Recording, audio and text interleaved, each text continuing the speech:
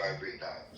Real talk. Yeah, I believe that, but what I'm saying, I'm not trying to say, oh, this person or that person. Like when I call, you randomly call, like let's say like a city office or something like that. If they want to be an asshole to me, I still need the information. I'm just calling the information. So whatever however you are coming at me, is basically, it doesn't matter. Because I'm not trying to, again, I called the city office weeks ago, and I don't even remember the person I spoke to. Don't even know their name. I don't care. I'm gonna call back if I need some more information. I'm gonna call back again. But that's what I'm saying. I'm not. I guess what I'm saying is I'm not trying to cancel you or tell you because you're an asshole. No more. I'm not gonna talk to you, and everybody else is gonna talk to you. Is that, and that way, because you're an asshole, I'm just like, well, if the person has that information, you don't have to hang out with them, but you also at the same time don't need to cancel them. That's what I'm saying. It's like, I think in this culture now, we have this like, oh, this person said this bad thing, now we got to cancel them. We got to get rid of them. Because before, that's what I was saying. With Bush, that's one of the biggest things. Bush, I remember back in 2003, everybody,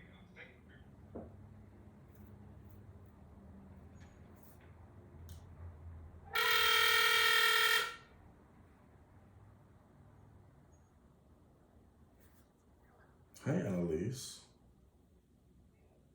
Hey, I was wondering, I feel fine, but I'm down to leave. Are we gonna do dinner? What do you want to do? What's the plan? Do you want to come back to my place tonight? Do you want me to spend the night at your place? Because, I'm just trying to think, what we're gonna do.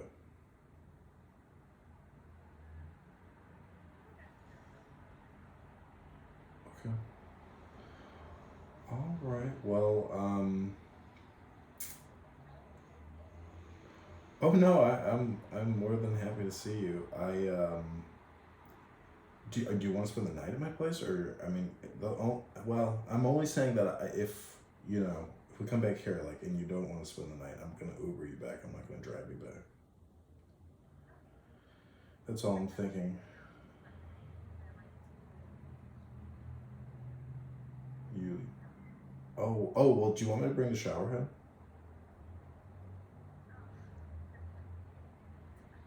Well, I might as well give it to you. It's super easy to put in. You're gonna like it. It's so much better than your shower head. You literally just screw it in. It's just so simple. Like 5 turns, you're done. All right. I'll see you in a little bit. Okay, bye.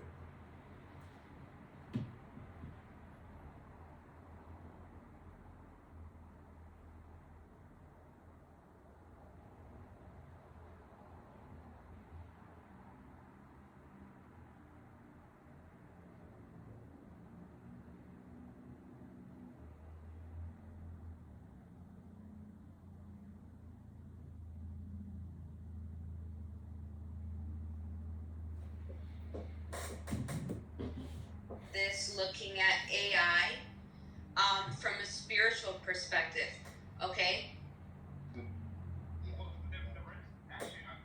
whole Reddit thing, I actually went and looked at the financials of GameStop, and I can tell you, if you want to talk about the financials are very bad. So to this day, I would still say that's a bad investment. But hey, because you look at the financials, there's a lot. They still are even though their sales are up, but they still didn't make a profit.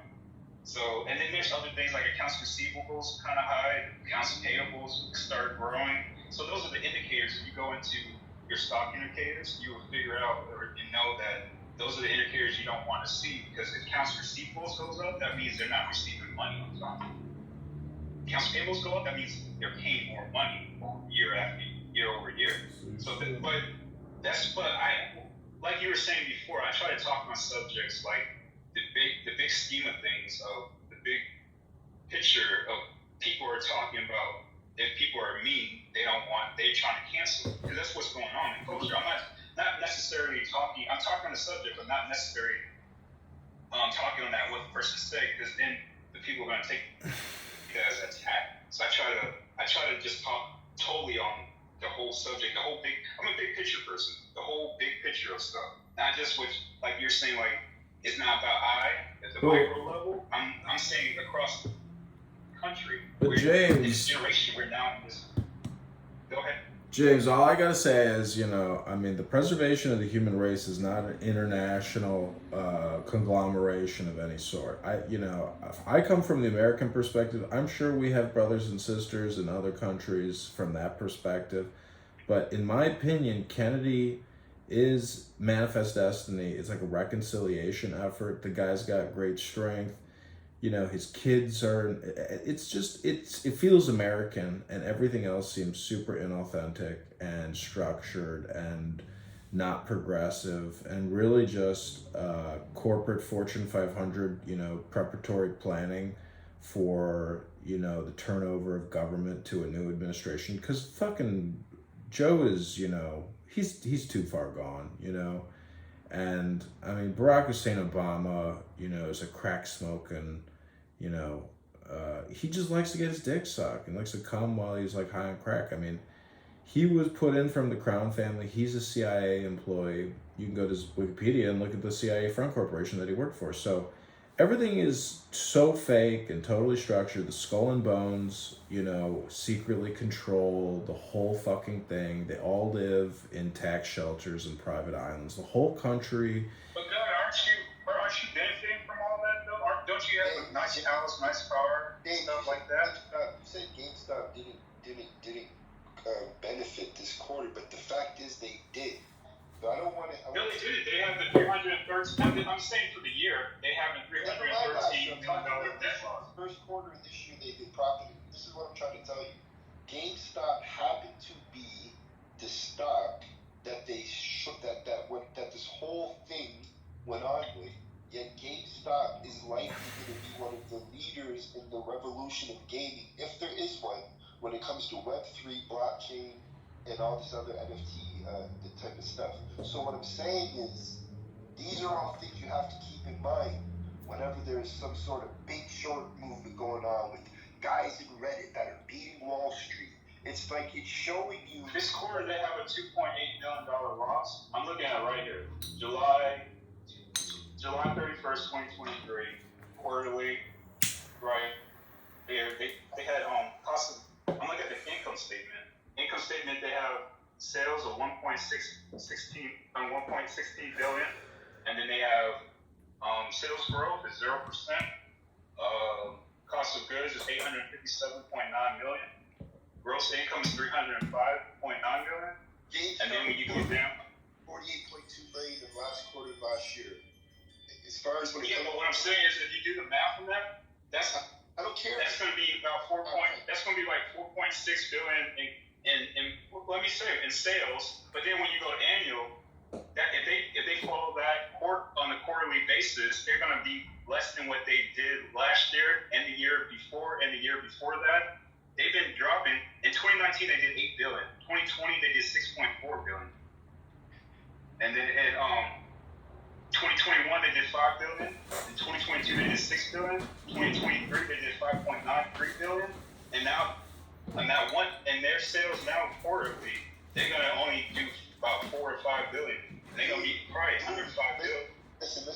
But that's what I'm saying. That they're dropping in sales, though. That's one big indicator. James, check it out. Listen, James, check it out real quick, okay? Let me give you a quick example, okay? GameStop, right? Just on the transition into digital gaming alone, right? Recorded a net loss, right?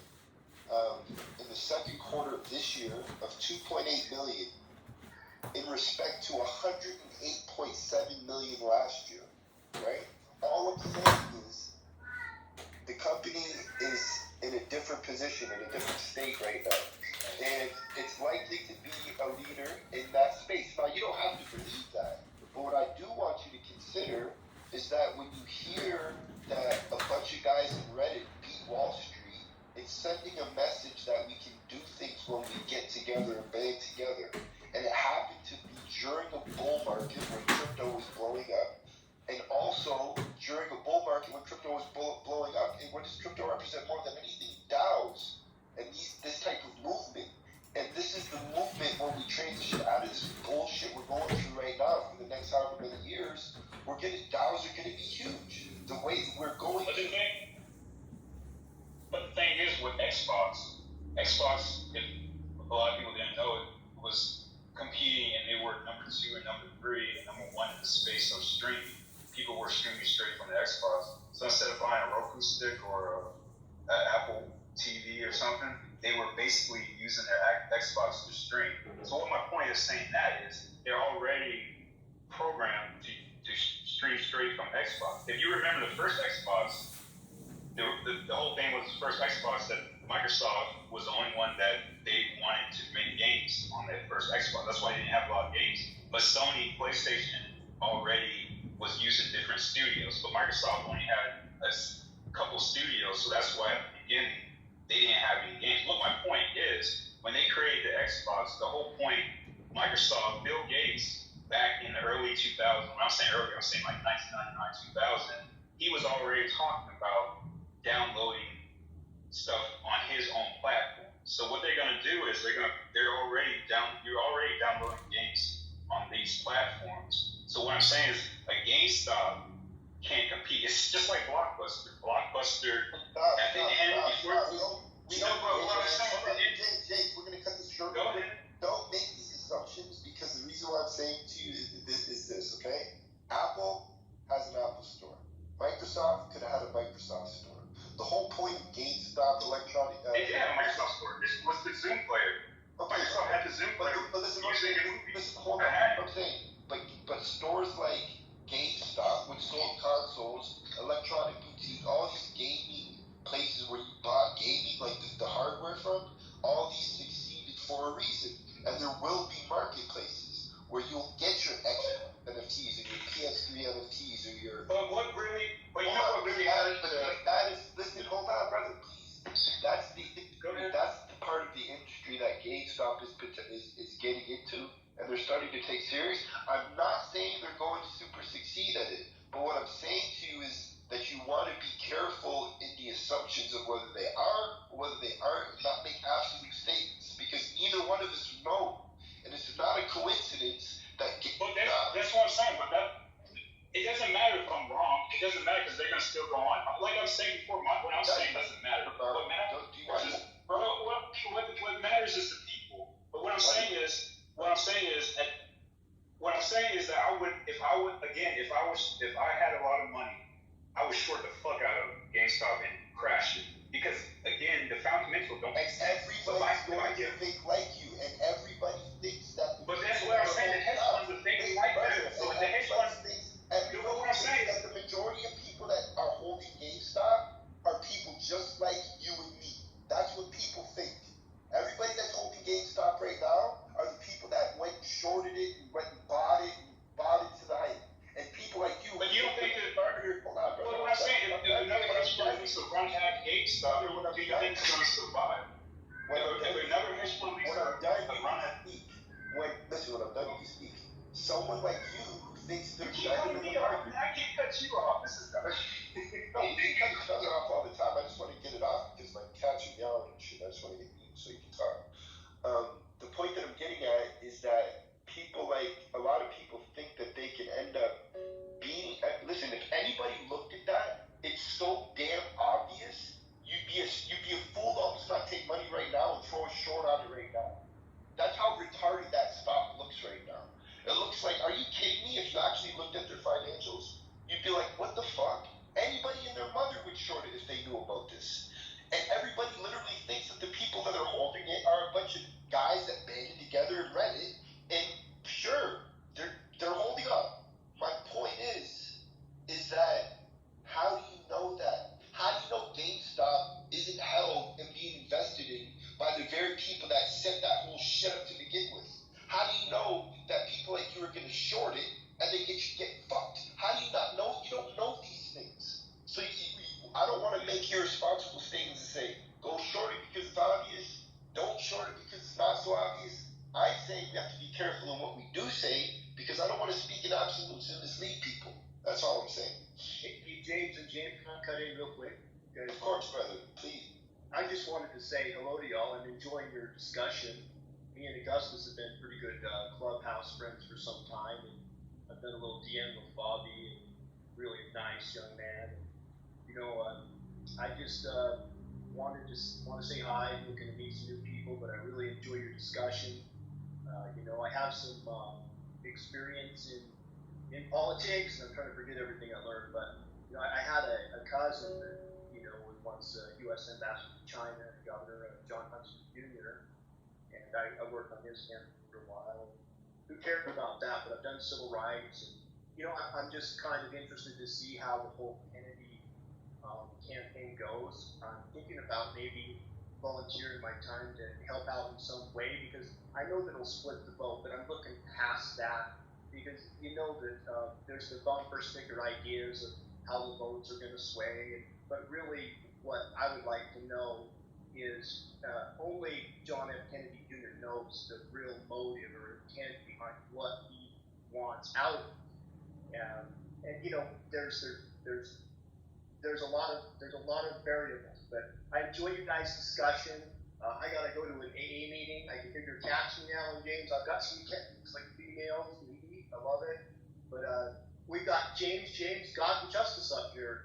Seems rather biblical, but feel free to DM me, you guys, and I sure love and appreciate y'all, and hope you have a great day. I gotta go though. Hope to hear from y'all again soon. Good to hear from you. Thank you, brother. Appreciate you. Much respect. But what I'm saying is, my same thing is opinion. I'm not up here because I'm not anybody important. I'm nobody of influence to say that GameStop is going to fail. What I'm saying is from due to the information we have, it's going to fail. Due to what you listen to in the financials, like they tell you, like if you watch CNBC and Bloomberg, the people that actually run the funds and all that stuff, they're telling you what they're going to do. Now you can believe it or you don't believe it, but when they say something and then you go into and you see them doing it in the market, then you can say, well, that person, when they go in there, is saying the truth. And GameStop, what they were saying was going to go long. But what I'm saying about GameStop, they're now afraid of GameStop, so they're not going to. That's why they haven't made a run back at GameStop again. Because I land. The mentality has shifted on trading. Now the new school traders are no longer doing that buy, hold, and wait, and then also they're no longer just taking they wouldn't, like you're saying with the shorts. They never would try to bet against a hedge fund short. There's no holders. Come on, what are you talking about, bro? No, I'm saying that it's not. I'm saying that it survived. When I'm saying survive, I'm saying that they don't believe that they're going to be able to go against GameStop. When I'm saying survive, what I'm saying is the company, that's what I was going to touch on before, it's not about the retail space. They have too much. That's what the problem with Circuit City was. That was the problem with Radio Shack. They have too much real estate, and that's what's killing them right now. They have all these individual stores. Remember, Radio Shack had individual stores all over the place. In the malls, they also had ones in the shopping center. That's where they're getting killed at, because you have to pay all that leasing or ownership of those spaces. So that's where mostly it's the leasing of the spaces that's killing them. It's the real estate killing, not the business itself. Yeah, games is never going to go anywhere. They can transition to digital. That's what the same thing with Blockbuster. Blockbuster has to be real estate.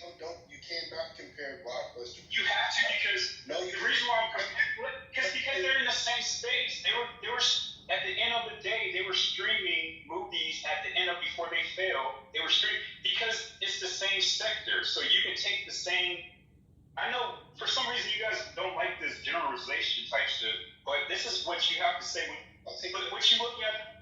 No, but what I'm saying is you got to look at the numbers, and you got to look at, does it make sense for them? Just like any business, if you have this, just like you with your house, I don't know if you rent or pay a mortgage. If you don't have enough money to pay your rent or mortgage, what's going to happen? You're going to start defaulting on stuff. That's what I'm saying. It's the same principle.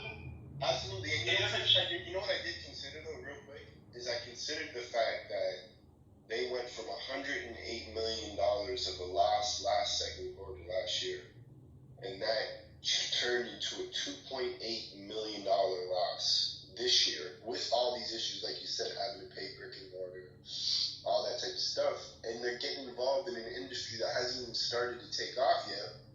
And I'm supposed to believe that the holders of the stock right now, where it's significantly overvalued, right, are held by the people, and that the people decided to get into a Reddit room and beat Wall Street.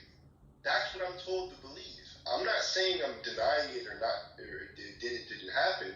What I'm saying is, I wouldn't be surprised if the majority of the people that are holding GameStop right now are half and half, and the direction that GameStop's going to go in is a direction where it's going to be quite profitable, and the people that think it's, the people that would so commonly think, hey, you know what, this is a great stock to short, probably one of the best stocks to short out of every stock on the market right now, if you were to take a look, then it's just not happening, and there might be a reason for that. And that's all I'm saying. I mean, it's just something to consider. And when you look at, for example, Blockbuster probably could have did a lot. I mean, it comes down to marketing. It comes down to the engine that's pushing you. It comes down to what's really behind Netflix. And a lot of the same things that we see, even the competition, are all the opposition. You know what I mean? Are all, not the opposition, it's like controlled opposition, rather. So Blockbuster was there. It wasn't necessarily the same people who created Netflix, right? Because it was more like you could go open brick and mortar, you get popular, you break franchise out, you're selling your franchises, blah blah. When you're starting to deal with like digital and like a whole different engine pushing you, and you're getting pushed now worldwide, it's just a different world. And the internet in itself has not as many invested interests as what the brick and mortar world did when it comes to business. And it's a lot more difficult to scale a business to the magnitude of a Blockbuster in the digital world.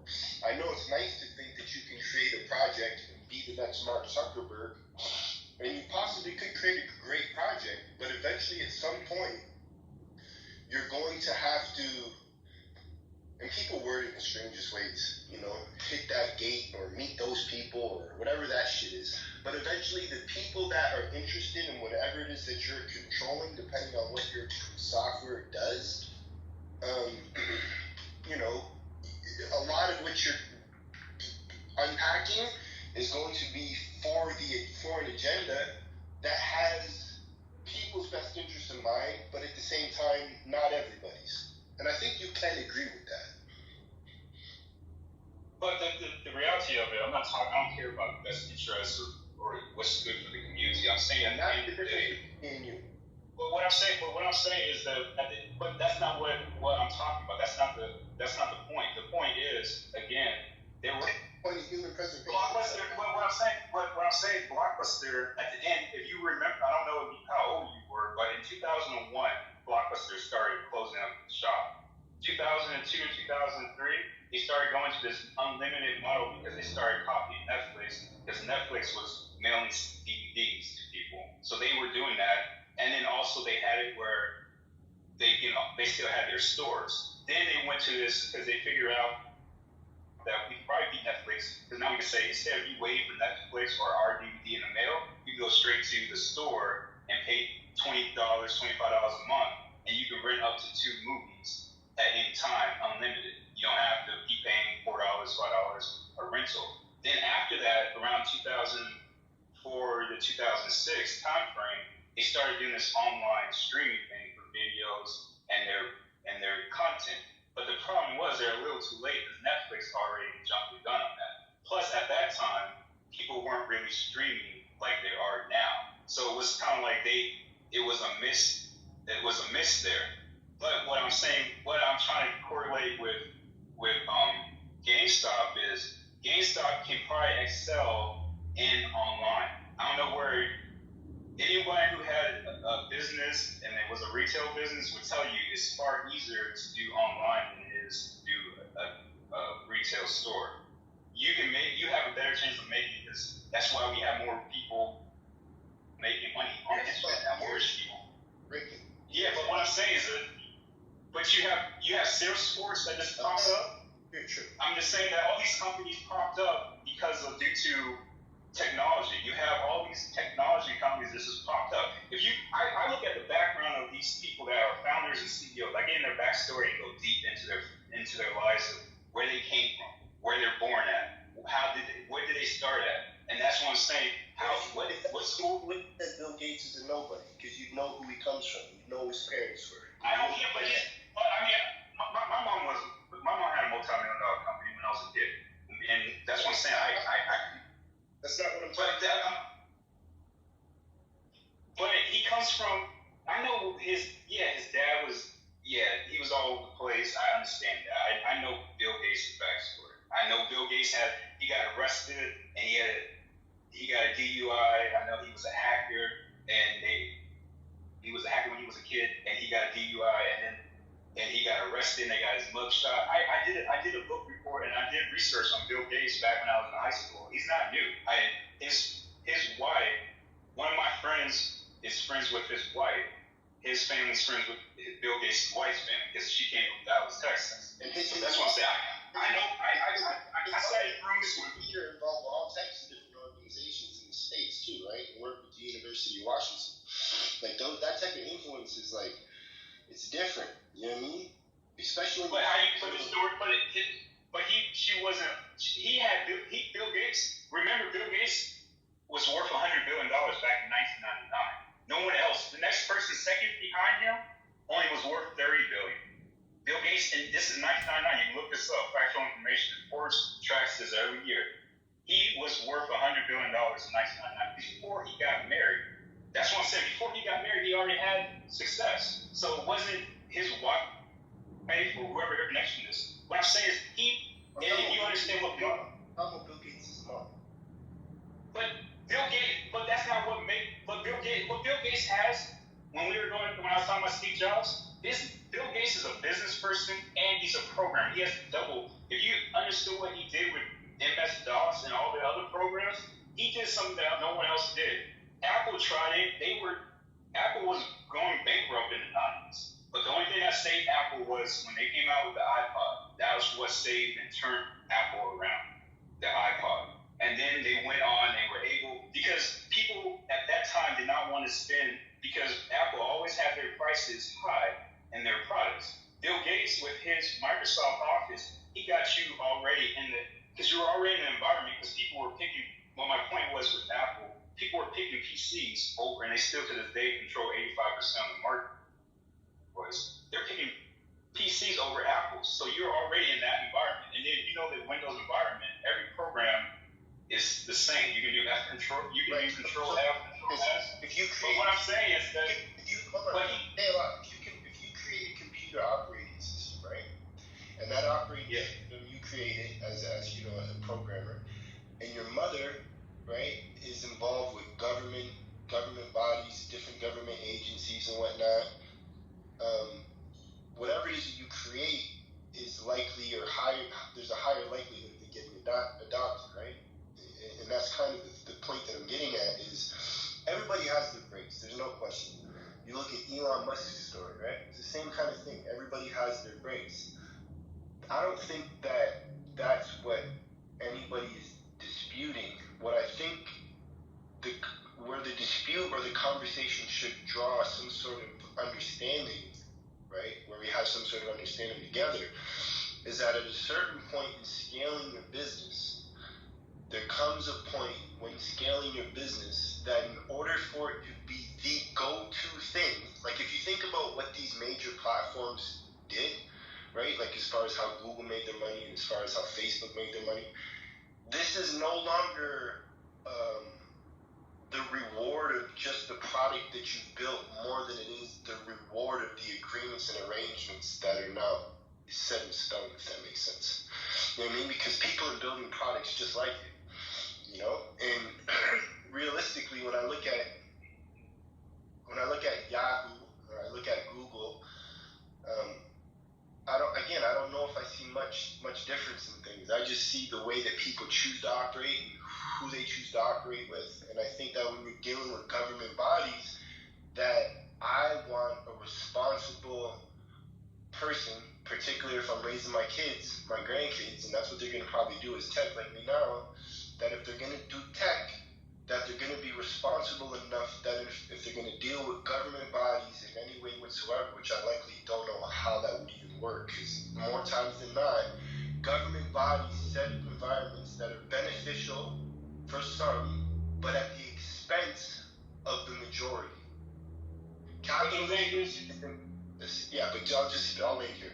Capitalism is a system where we can get ahead, but it comes at the expense of much more people. In order for you to be a millionaire, that just there's something, it is what it is. No, but the expenses, like going back to Bill Gates. Bill Gates made everybody's life easier with Microsoft Windows and Microsoft Office. Everybody's life is easier than what compared to other programs. That's why people still have adopted Linux, because Linux now, before, when the early stages of Linux was all command line based, now they copy, just like Windows copied Apple and did the GUI. So what I'm saying is, when you start looking at that, it's about, when you're saying these projects, I don't know, I guess just the scalability of these projects is all about, people are picking adoption projects. And I think because I also worked in music and stuff, most musicians tend to have this belief, and they don't do well with this belief, is that they're saying, I'm going to do my own art. I don't care what you say, I'm doing my art. But the musicians, and they have said this, big ones have said that you have to give something for the people, because at the end of the day, it's about the people. So the same thing applies to your project with IT. If you're going to make some project that only you and a couple thousand people are going to use, it's not going to scale up to like a Facebook. Facebook came right after MySpace, and the problem with MySpace was, if you remember, MySpace was a lot of junior high, high school kids, and they said this, if you listen to the people, I'm saying majority across the board, if you spoke to them, you can, it's possible, because the people on Facebook are just regular people. Most of them are regular people. You go to the college kids and parents and everybody else was like, I don't want to be on Facebook. They said this, I don't want to be on Facebook because it's for kids. I'm in college now, I don't want to be on that high school, junior high platform. I remember them saying it across the board. My sister was in college at the time, so I remember that. I was getting out of high school. I got out of high school in 2001.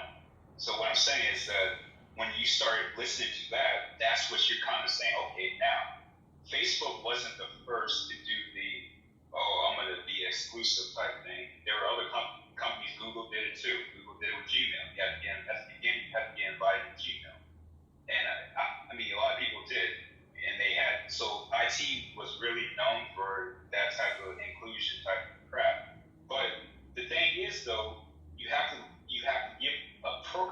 give a product or service that people want. And this is where small businesses fail at, is that it works for their area, but it doesn't work on a massive level, because either they're location based, where they just got a store or a real estate there, and they can't scale it because they don't have the money to scale all over the place. It's changing now with investment, with capitalism, but with digital, you're able to just sit in your room right now, program something, and get it out to people. That's what I'm saying. When you do that, and then it's something people want. There's so many, like you're saying, there's so many projects out there. But the thing is, people are like, well, it's just too many, and they don't know about it. So that's also, people who make these projects aren't good at marketing, and they don't know, they can't connect all the dots. They don't know business, they don't know marketing, they don't know accounting, they don't know legal. You have to have all of that. That's why I'm saying with Bill Gates, he was able, himself was also a good business person. He understood the marketplace and what I need to do for the marketplace. He understood that, yes, there's other systems out there, but my system, I'm going to make it so that people can do what they want, and it's going to be easy. That's what Windows is about, and that's what Microsoft Office is about. You see they have different systems. You know what I like? I like the way that you put it when you say Bill Gates was also good at business. Bill Gates did this. He also did that. I like that mindset, because at the end of the day, we as beings ourselves, right? Like when I create a SaaS, I have to do the marketing. I have to do the networking, Y Combinator, or here or there, just to network with the right people to just hear the idea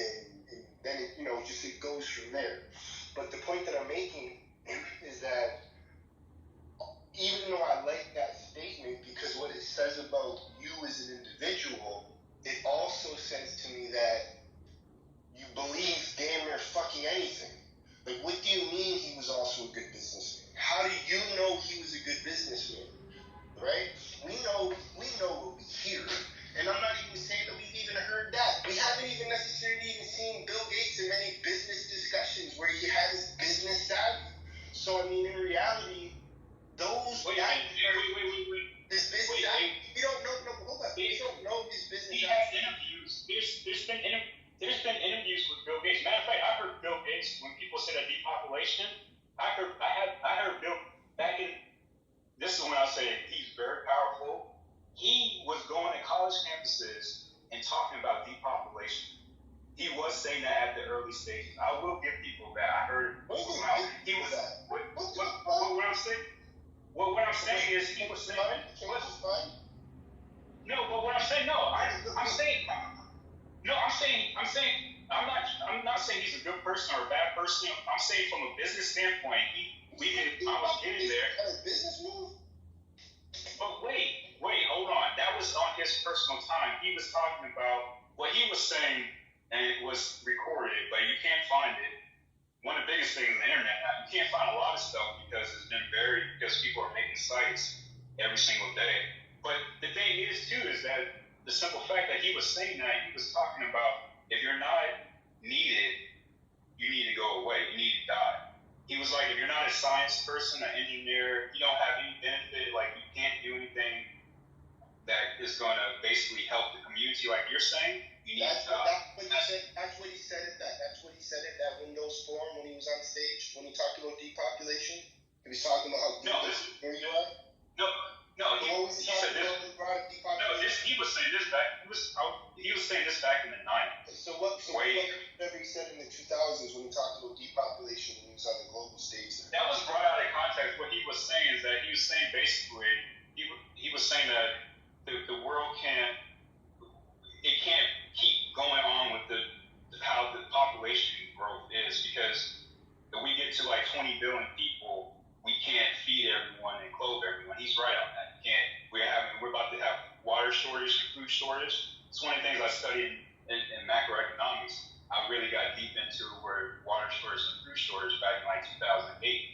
That they were basically that was coming apparent, and that's why China. I knew about China moving into Africa and these different nations because I studied and I did research on it. Have you heard of Leamington? Have you heard of Leamington, Ontario?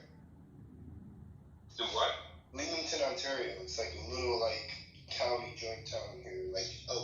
I know. I used to go to Windsor, Ontario, over Detroit. I came from Detroit. Go ahead. Yeah, I'm in Windsor. So Leamington's basically I want to say 25 minutes away. But nonetheless, the point is when they were big in tomatoes and whatnot, and the amount of produce that they created just on the land that they had there was massive, right? And all over, literally all over Ontario.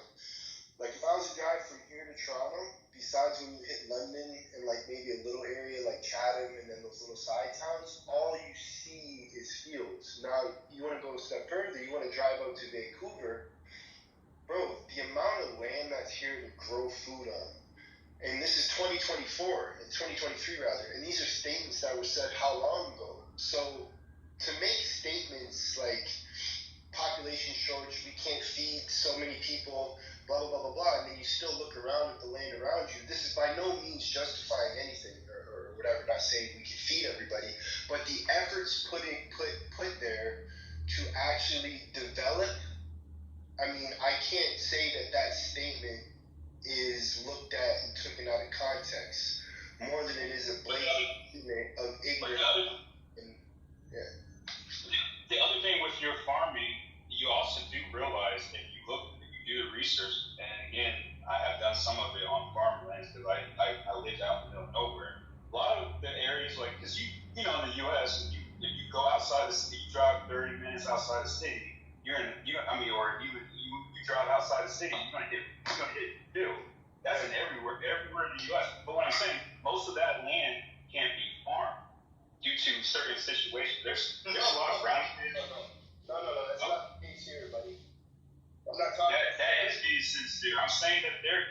I'm saying a lot of it can't be farmed, and some of it can be farmed. But the other thing too, it goes back to people are sitting on land, because you hear it on Clubhouse a lot.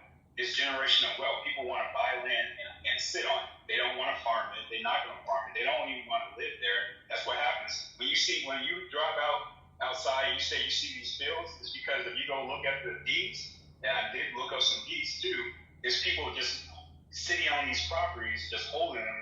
I guess waiting for that day to come that they're gonna be able to cash out. Right. But they're not gonna be able to cash out because if you go into historical information, this is why I say it's good to do it even for stocks. Because stocks is no different from real estate.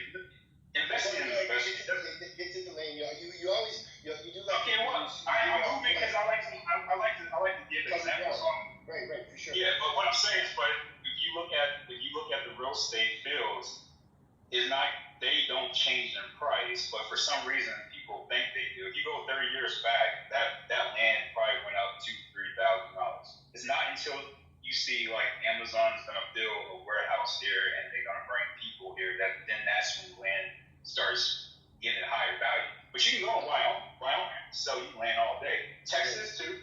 Every single state you look at, you can find land for like 50 acres for like $20,000. That's not hard. And then if you look at it, they tell you too, some of it can't be farmed due to certain things. The land has to be right for you to farm. No, there's You definitely can try it, but there's definitely factors for sure. Because I mean, I've seen the progress myself over the past 30 years plus in Ontario, doing a lot of traveling back and forth from Toronto, even going as far as Montreal. But a lot of this land wasn't necessarily being utilized, you know what I mean, before. And it started getting utilized over time. And I think with a lot of that, maybe some of it had to come into whatever conditions necessary to harvest or whatnot, or used for agriculture. But the point that I'm getting at is a lot of it's being used now, and a lot of it is privately owned. And I don't even think that it was really one of them things where it's like, damn, we got to feed, X amount of people potentially, and it's really, how could I say, where the problem is anticipated and correcting the problem more than it is a statement of the same thing that he was more or less saying earlier on in his career about, depopulation, or earlier on in his life. Now, you said yourself you're a capitalist, right? Which is good. It's not a bad thing. I also see that being a capitalist, that with that capitalist mindset, that you'll be taking care of business, and if the person next to you is in the same environment, next door, across the street, whatever it is, being not so nice to you, there's no reason for you to do business with him or be professional with him because there's nothing in it for you, that he can be going through some fucking shit. And you know what? Hey, that's not my problem, and that I get that. Now, could you imagine that capitalist mindset to the extreme, because you're just that capitalist mindset to a certain degree, right? With only so much power, with only so much control, with only access to so much resources. Now imagine if you had access to the resources. Imagine if you had access to the nature of capitalism and the rules that govern capitalism, and whether or not these rules are going to constantly be conformed to suit your agenda. As a matter of fact, imagine if you were the agenda, because at the end of the day, somebody's got to make the rules.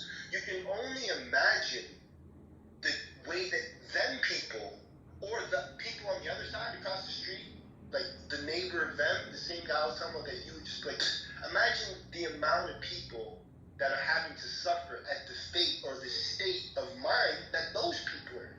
And those are the human race. That's the human race that we're talking about preserving. That's the human race that we're talking about. Well, goddamn, you know what? It might not be anybody else's fault that you are stuck not seeing the capitalist mindset and you don't want to learn something new. But you know what? A lot of times it's out of people's reach. Earlier, Don said, it could be depression, it could be anxiety, it could be. I don't believe in these diagnoses. As far as I'm concerned, diagnoses are like bullshit. It's like, what do you mean? There's a wall? Like, people literally feel like, yeah, once I get over that. Over what? What the fuck are you talking about? Like, where? Over where? Where? Right? But these are things these are things that people actually, like, create in their mind. They think that they're real. And sometimes all people need is the same type of confidence and certainty that you have, right?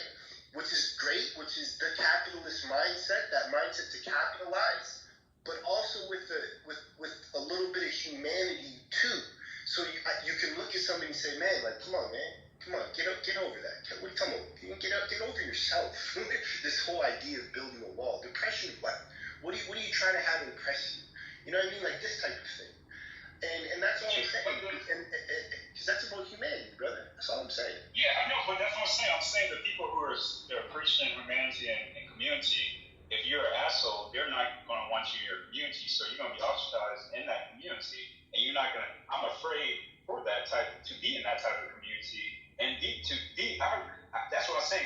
Capitalism is, to a simple fact, to a simple degree, not everybody wants to be a business owner or an investor. But the thing is, too, is that the ones that do, though. That's who we're talking about. No, I mean, I'm just saying across the board, whatever you want to be, you can do it. What I'm saying is, like, if you can go out right now, someone who doesn't have whatever degree, education, you can go get a job. You can go work at Greyhound. They pay you $65,000 a year to drive a bus in certain markets, and you don't even have to have any job experience.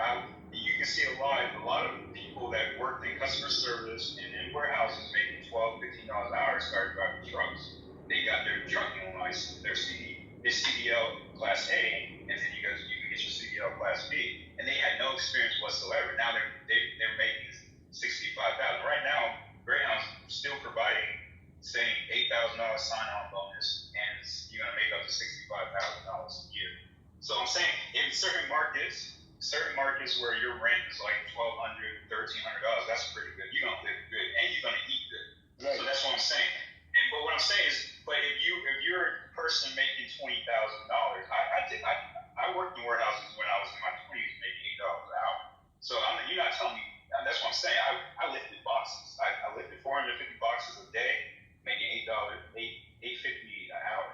So that's what I'm saying. And then UPS and FedEx, and this was back in the early 2000s. But what I'm saying is, and I didn't like when I wasn't happy with the money, I went and worked other places, and I went and also in the same type of job, I went to this other company, and they were paying you $50,000 a year, lifting the same, well, not the same boxes, but the same, equivalent to the same boxes over here.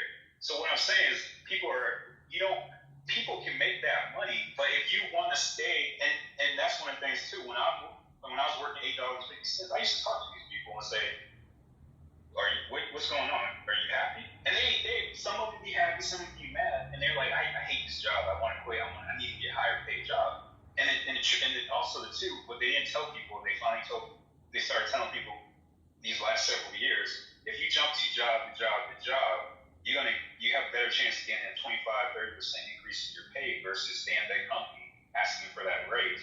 Because they're only going to give you like an 8-10% raise unless you jump into a whole other type of job at that company. Mm-hmm. But what my point is that though, even if you're staying, like the people saying that I'm making $12 an hour working at McDonald's, working at Walmart, working wherever, those jobs were not meant for you to live off of. They weren't. They really were meant for people that have some type of situation where they have roommates, or you're working a second job or a part-time job, but that's not a living wage job, and it should never be a living wage. That warehouse job I had should never be a living wage job, because all I'm doing is lifting boxes. So that's what I'm saying. Not every job can be a livable wage. Now, on the flip side, what my point is, I believe everybody's able to move into a job where they can make a livable wage. You may have to change or move, but you can get there if you try. Now, if you want to stay in your position or your town, because I love the projects of New York City, I want to stay in my community, then there you go. Right. I got a question. I got a question that goes exactly with what you're saying. So we're going to take, say, South Central, for example. Let's say, just a random ask you. There's a kid in South Central right now who's involved, saying in gang activity, let's say, whatever that may be, right? Let's say, hypothetically, right? Now, this individual, he doesn't necessarily, who knows? You're going to ask him, do you want to be doing this? And how many people, or do you think he'll say yes? And if so, why do you think he'll say yes? And what do you think it is that, you know, keeps people in that sort of state of being in existence? Okay, I employ when I do junk removal. I actually work with someone that came straight out of jail, and he told me that in jail he received his certification for being a mechanic, and he received another certification for something in construction. So I didn't have any issues. I didn't even know it. No, we're not saying that the person's bad. What we're saying is there's a lifestyle there. We're not saying anybody's bad or good. That's not what we're saying. But no, that's what I'm getting to. I'm saying, but he had that lifestyle because he told me. That's what my point is. But he was like, he had to go to jail. He got reformed. But I'm talking about the person that's not in jail, that has yet to even consider that he may get caught if he did sell drugs. I don't even want to throw that on him. But because it's like a predominant thing when it comes to that gang shit, all right, yeah, let's say he's selling drugs. You go to him and you ask him, do you want to get a good job and get out of here? Yes or no? It pays better. If somebody decided to say, no, fuck that, why is that? I'm asking you why. What's going on in the mind? That's what I was going to say. That's what I was getting to. Of that being. Yeah, but that being is going to be the same being of this person. That's why I was No. Forget about the reforming in jail. Just what about that? No, it's not reforming. It's what I was going to say is that he finally realized that most of the common. We're talking about the person that hasn't realized. I know, but the common person that they find, if you have to think, is there a is this longevity in doing what I'm doing? Until that happens, that person is not going to change. So the answer to your question okay, is. So why That's why I'm about to answer your question. Why are people not changing? No, why are people not? Because I'm about to answer your question. Let me answer your question. I'm about to say it's because at that time he's going to probably say no because he can make more money on the streets than he could at a job, and it's faster money, but it's not longevity there. That's the answer. So that's what I'm saying. That person's going to say that. That person you're saying so he's not going to say no. He's living temporarily. There's greed elements there, and he's living in the moment, right? Mind you, we know the influences going on around. We know the mainstream. We know the music. We know the entertainment. We know the things that the culture could praise in certain aspects. So why is it that he knows that this is not longevity, and he could do something more longevity, even though there's less to gain in that moment? Why is he insisting on staying? What is going on in that mindset? Because that's what I'm saying. The mindset. I don't think it's greed. I think people see more and they want what that life is. The lifestyle. I don't think you're greedy because you want a lifestyle. I think you're greedy when you basically that's why I said back to cost and price. What makes him want that lifestyle? Because everybody wants the lifestyle. You hear everybody wants that dream lifestyle. That's the majority of what people want. Why? That's what I'm saying. Hold on. That's what I'm saying. We're getting to this real quick. Why though? Why? I know where you're trying to go with this. No, I understand. That's what I'm saying. You're not. No, I know where you're trying to go. What I'm saying is. I want you to answer questions in response. We can have a conversation about this because it's like literally. Yeah, but you're leading me in a. But I'm saying you're leading me in a direction, and you're not letting me answer Then if I'm leading you in a direction that you don't want to go. I know you are leading me in a direction. Aren't you leading me in a direction? I know where you're leading. No, I'm not trying to. Everybody. You're anticipating somebody leading you somewhere, which is why it's been so difficult for ours to even really reach the core of a dual perspective of a situation and actually have. But what I'm saying is, I'm asking you, why is that person's mind? Please, can we just finish this? Listen, at least complete this. Why is that person in that space where they want that lifestyle? Why? But that's what I'm saying. That's what I'm saying. It depends on the person. You said everybody. You said everybody wants it. That came out. I didn't say everybody.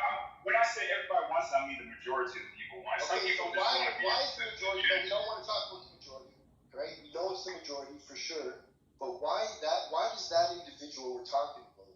Why is it that he has an opportunity right there, and he can leave that lifestyle right there, and then he can maybe even get this lifestyle down the road? Right? Long term. It takes less and it takes a little bit more time. What is the sense of urgency? Hold on. What is the sense of urgency and the fear? I was going to talk on your urgency. The urgency is that people want it now. That's why the whole now thing is taking place. Because one thing about America is we want everything now. If it's not now, then when? And then also we now believe, as the younger generation believes this even more, if I don't do it today. Because remember, the older generation were saying, I will do that when I'm retired. So would you say that it's a capitalist mindset in a different environment? Meaning it's just, all it really is, it's a capitalist mindset, but it just happens to be in a certain environment where there's access to like far more dangerous things and far more, more say drugs and guns, let's say. So that capitalist mindset, it's actually more the reason why those things should be much more kind of somewhat, not necessarily regulated, but almost like just like something has to give. At some point, the environment has contributed to the cultivation of a mindset that somebody might not even want. Like when somebody's in pain, when somebody's in pain, let's say, right? And somebody brushes you the wrong way and you get angry at them, you're not really angry at them, it's an anger in you, right? And that anger in you... No, I'm angry. I'm angry. Not you. We've already... No, I'm just saying in general, we've been able to put ourselves... I know now about me. We're just talking people. I know. And we're able to put ourselves just in the mind of a certain mindset, right? It's like that anger isn't, at that person. It's in somebody. And the worst part about it is that person, and we talked about consciousness, and we talked about words and the power of words, and particularly rhythm and motion. That person, even when that person is to drive away, now even the entertainment is speaking the same words, the same thoughts that were running through the brain. Even when you go to put on a TV show, bro, we've seen Jerry Springer, we've seen all this bullshit. You know what I mean? That entertainment and mainstream wants to put in front of our faces. It's almost like you can't get away from that inner feeling that you could probably resolve if you could take the space away. So we know that the environment is being cultivated a certain way, and we're going to basically forget all that, and we're going to go back to the one question again. We go to that individual and we say, hey, this could be what's going on in you. This could be what it is. This could be this, and this. Why would that person even reject what it is that you were saying and still want to insist on being in that environment? But the environment, too, you're trying to say, Robert T. Kiyosaki, that's one of the things I love about his books. Even Are you talking about Kiyosaki book, and I'm talking about fucking Rotary? No, but what I'm saying, I'm saying he makes good points. What I was going to say is, guys, I don't know why people hate examples, but that's one of the good things. You do examples so you can try to reach and resonate with people. But I guess with this, but one of the things I'm saying, if you walk into a room, if you walk into one of them rooms, listen, what I'm saying is, I'm in Windsor, Ontario, bro. Listen, I opened a barbershop at 16 years old. And the only reason I opened a barbershop was because I didn't grow up necessarily here until I was 7. I was in New Zealand. And if I would have probably grown up here, I don't know if I would have felt like I could have done something different than the majority of the people and what they were doing around me. And there's no fucking way, and I'm sorry whoever's on this app listening to this, there's no damn way that I would have been sitting there selling dope or doing none of that shit in my neighborhood. And in one of them houses that I would sit in all fucking day, that somebody would throw a Robert Kiyosaki book on the table, and that anybody would take any interest in that Robert Kiyosaki book. And my question is, why? But what I'm saying is, that's not what I'm saying. Why? That's what I'm saying. Because he said it's easier to make money out of jail than in jail. So that's what the first thing I would tell people. Now you gotta get across to the person. Is it going to be easier if you can make the same amount of money? And it's been evidence it has. People on TikTok, Instagram, this whole internet revolution has made more money for people, just regular nobodies, than anything else in history. And that's what I'm saying. And you it's can go not on a lot TikTok. of people trying to become somebody that don't make money, that end up feeling like... But what I'm saying is, nobody. I'm just saying that's one example of why in that environment can't you throw a Robert Kiyosaki book on the table and anybody in that environment picks that book? You can. They have done. No. I'm talking from my experience right now. Why would the majority of people in that You were asking a question, but then you're trying to say, don't answer them. No, I'm saying answer that question in that I environment. just you can go because, but what I'm saying is when you throw that book at them, they have to get the understanding that book is not about the story. That's what I was trying to say before. It's not about the story if it's fake or real, because everybody keeps saying it's a scam or stuff is a scam. No, It's the assuming I read Rich Dad Poor Dad. No, I'm not assuming. I know, but what I'm saying, but the takeaway of it is the ultimate thing he likes to say. I have a lot of his books. He repeats and takes all the information, and his main thing is why do it. Why your strongest thing is your why. That's what I'm saying with that person. You said that drug dealer you want to single out. You know why? You grew up in the suburbs. Your mom had I'm saying, but I know why. I grew up in New Zealand until I was 7 years old. That doesn't matter because they're talking in my 20s. Some people do know why, but some people that grow up in these environments, they don't fucking know why. That's what I'm trying to But that's what I'm saying. That's what I'm trying to tell you. That's the same thing. I said my dad left the hood. He said to me, as his son, I thought I was going to die or go to jail. He did not want to do that. So that was his why to leave. So his friends, some of them stayed, and he told me some of them stayed. But guess what happened? They died and they went to jail. So if you don't have a strong enough why, then you're not going to do anything. Bro, you literally. All I really have to say. But I don't understand what you're saying with capitalism. That has nothing to do with capitalism. But okay. No, all it took me was being in one rig one time, right? At one time when I was a teenager. And then that sort of threw the idea of the experiences of the people that would complain about the conditions of what jail was like. That shit sounded like some shitty stuff. And I'm a control freak anyway. I don't know if I can be between walls and something like that. But how about Obama? Why did Obama go to jail? Why didn't a lot of these leaders why didn't Oprah not? I mean, why did she succeed when she came from the South and poorest too and had to walk miles to get to school? Why are these people succeeding in the same environments you're trying to say that this other person's in? Why are they succeeding and that person failing? It's because they didn't want to change. They want to stay in their mindset. But why do artists come out of that environment knowing how fucked up and difficult it is to come out and how seldom people do? And then people actually get out and live in the fucking Hamptons and still rap about struggle and pain and shooting people when they're not shooting people. Why? Knowing that you're poisoning them and you're poisoning the people around them. Why? No. The why is because they think the reason why. No, but the thing is, it's not capitalism. First off, with music, it's always the person who. Come on, you know? Did you listen to it? The people. I know Canadians. I know some Canadian rappers, and I worked in the music business. People want to rap about what they want to rap about. I would say more back then, record companies put out all types of different music. They put out satanic music. They put out hardcore rap music. Bone Thugs and Harmony was hardcore rap music. They censored them a little bit.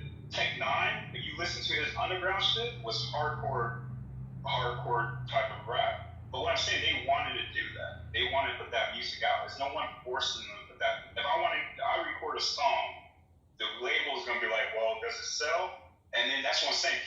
People, they had Christian music. They had conscious rap. Common was out. They had Christian rap, but no one wanted to listen to that shit. People wanted to listen to someone shooting someone making money, someone bling blinging somewhere. That's what people wanted to hear. They had Christian hip hop existed forever. Cross movement was a thing. Great Tree Records was a thing. They advertised in the Source magazine, and I have Source magazine. I can show you the advertisements from back in the 90s. They also had rap labels started Christian labels. Death Row had a Christian division when MC Hammer was trying to do Christian rap back in the 90s, but people didn't want to listen to that. Why? So that's what the business is. But they have positive music. Why don't people want to listen and other genres and stuff? People want to listen to it? Because that's what I'm getting to, because they don't believe, if you talk to people, they don't think it's authentic. Generations have been through some shit, and there's anger unresolved within, and they're perpetuating and playing on that fucking anger and keeping people sort of withheld in their own fucking confines with their own pain and What are you talking come about? on, you think about what I'm My saying. dad, Think about what I'm saying. well, I'm thinking about what you said. My dad has anger. He has hatred for the cops and stuff like that. That doesn't pass to me because that was him. I didn't have any experiences, and I had some experiences with getting pulled over. But what I'm saying, that pain doesn't transfer to the next generation. What my grandfather experienced. Hold up. I'm about to tell you. But wait, I'm telling you right now. Slow down, real quick. I don't want to this has got to be made clear for the room. This has got to be for whoever's here. The point is as far as the pain transferring, we're not talking about the invisible transfer of energy and all that other stuff. And it does get metaphysical, but we don't got to. We don't got to go there. What I'm saying is, whatever your parents' may go through, and how they treat their kids when they're toddlers, adolescents, what they allow them to say, not say, how they raise them, this conditioning and the frustration and the inability to be vocal about certain things or feel certain things without being looked at a certain way, to perpetuate, there's so many factors that play in on how a person is built today that has so much to do with their parents and their parents' parents and their parents' parents' parents. You cannot tell, there's no question. Now, whether or not you may have been given a dose of certain, say, different things, right? Like me, again, I was blessed because my mother was an outcast of all her siblings, and she was like sort of told how to be. And the one thing that she did, which is odd, that's weird as shit, she took me away from my dad at 19 years old, went to New Zealand, and because she didn't want anybody to be around me, because I didn't want, in her mind, she didn't want people to sort of manipulate me to not be however I wanted to be, if that makes sense, like how she was told to be. She encouraged me to be however I wanted to be, and she stayed as far away from even the idea of people trying to regulate and tell you what is what and who and how to be. That whole concept, she didn't even want to be around. It scarred her that bad even to this day. That little experience right there, that little experience right there dominates a lot of the other little nuances that go along with other characteristics that she did have that may have been bad qualities, right? And that can happen, but we're not going to act like generational pain doesn't pass on like that. Come on. What I'm saying, I did say that's a whole different thing. But that happens in the suburbs. That happens in the rich families. I have friends in suburbs that their parents making $600,000 together. Actually, the father beat his son, and he came to school and he had blood coming out of his eyes and shit. It was crazy. But his parents were getting divorced, but his dad said, "Fuck that bitch." His ex-or his wife and becoming an ex-wife. I'm gonna go. He hired a lawyer for his son to represent his son, and basically, even though he beat his son and yes, not care about his son because obviously he's beating him, he still went and said, "I'm gonna hire this lawyer, and he's gonna just represent you. He's not gonna answer to me or your mom. I'm gonna make sure." And exactly that's what happened. These same problems happen in the suburbs. I moved out to Pennsylvania and around people that lived in trailer parks. Even though my parents were still making six-digit money, my dad didn't want to pay Maryland taxes, so he put us right on the border because he worked in Frederick, Maryland, and D.C. as well. He put us right on the border, and I went to a town. I went from a town that had like 100,000 people, suburb of Dallas. You could be in Dallas in like 5-10 minutes, to a town that had like 15,000 people, one high school, one junior high, and two elementary schools.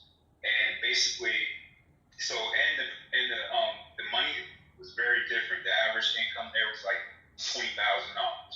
So what I'm saying is, it doesn't matter what class, it happens in every class. So I'm not saying a transfer of generation after generation. You don't have to be in the projects or a trailer to. I didn't say have bad parents. Environment. I'm just saying, that's what I'm saying. But what I'm saying is that what I'm saying is that what I am directly saying though is that if you do have generational pain passed on from generation to generation, let's say hypothetically, that you're much more susceptible to a certain type of behavior if there's liquor stores and fucking drugs and guns everywhere, then there's just one high school and a town of 15,000 people and a couple fucking trailers.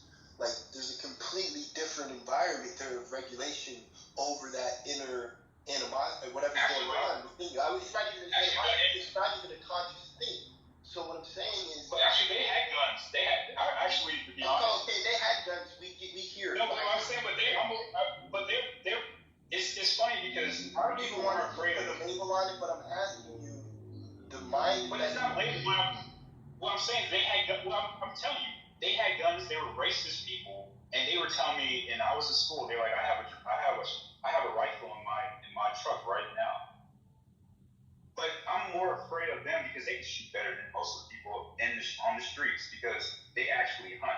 Hunting is a lot more. You have to know how to shoot a lot better than you have to in the streets. That's why they have to shoot. They have to spray.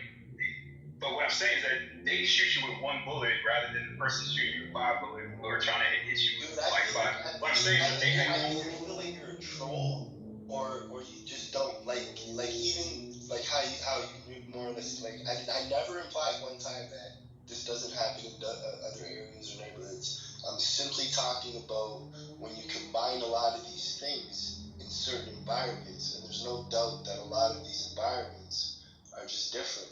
My point is, it doesn't make it excusable. The whole point of the conversation is to get to the mind of that individual with all the manipulation going on and the work going on. Hold on real quick.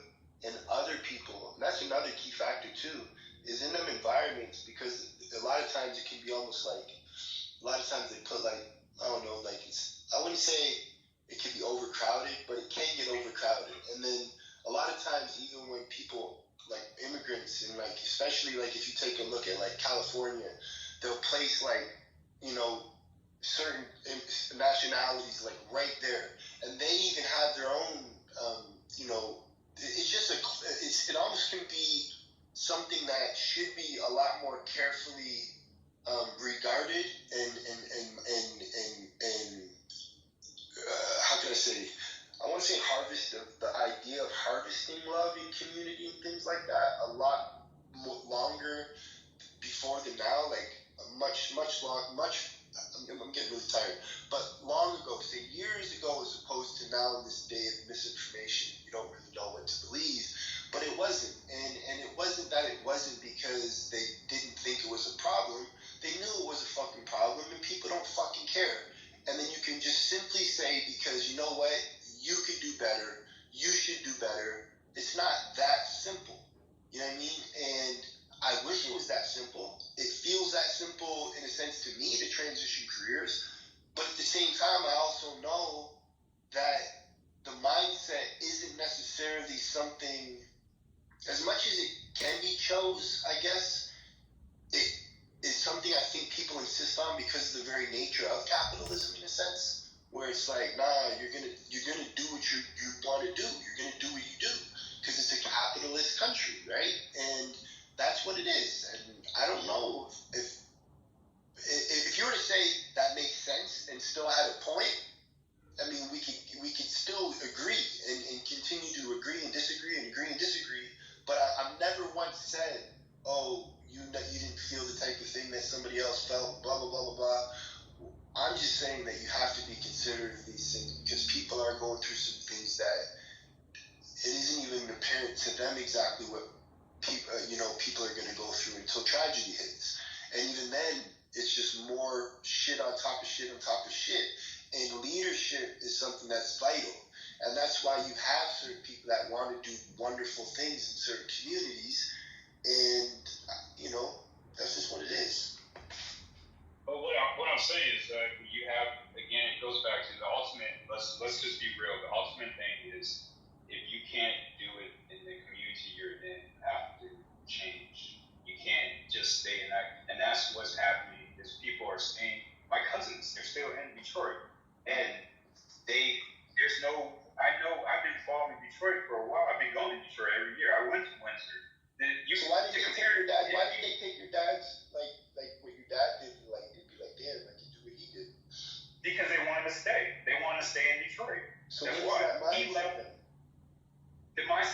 that you don't want. It's just like you hear on the clubhouse. You hear it all the time. They're like, I want to go back to the community, but the community's fucked up. I want to fix the community. The only way you're gonna fix the community is to get rid of the bad elements. That's the only way you're gonna fix stuff. You can't keep them there, or you can't keep bad elements there in the system because the system won't work with bad elements. You can try to reform. You can reform people. Yeah, but what I'm saying is it actually. No, that's how the world is thinking. No, what I'm saying. That's bullshit. The world will sooner than later, before they try to reform and conform people, they will literally kill off the bad parts of the organism. Literally, just like cells. 100%. I was following real estate very closely in 2010 to 2013, and I still follow it now. But what my point is, they did something. Let's say the blacks, they moved out to the suburbs, and the whites came into the cities. You see that a lot in Detroit. I've been following Detroit, but I own real estate there, and you see that. And if you go back to 2000, 2001, and then you go all the way up every year, because I used to go to Electronic Music Fest because my cousin's a Detroit DJ. So I was going, and so basically I was going there for that, and also I have family there. But when you look at what I'm saying is the blacks or the people in the bad schools in the city, in the inner cities, they finally were able to get to the suburbs. It was a whole thing. It's just not me.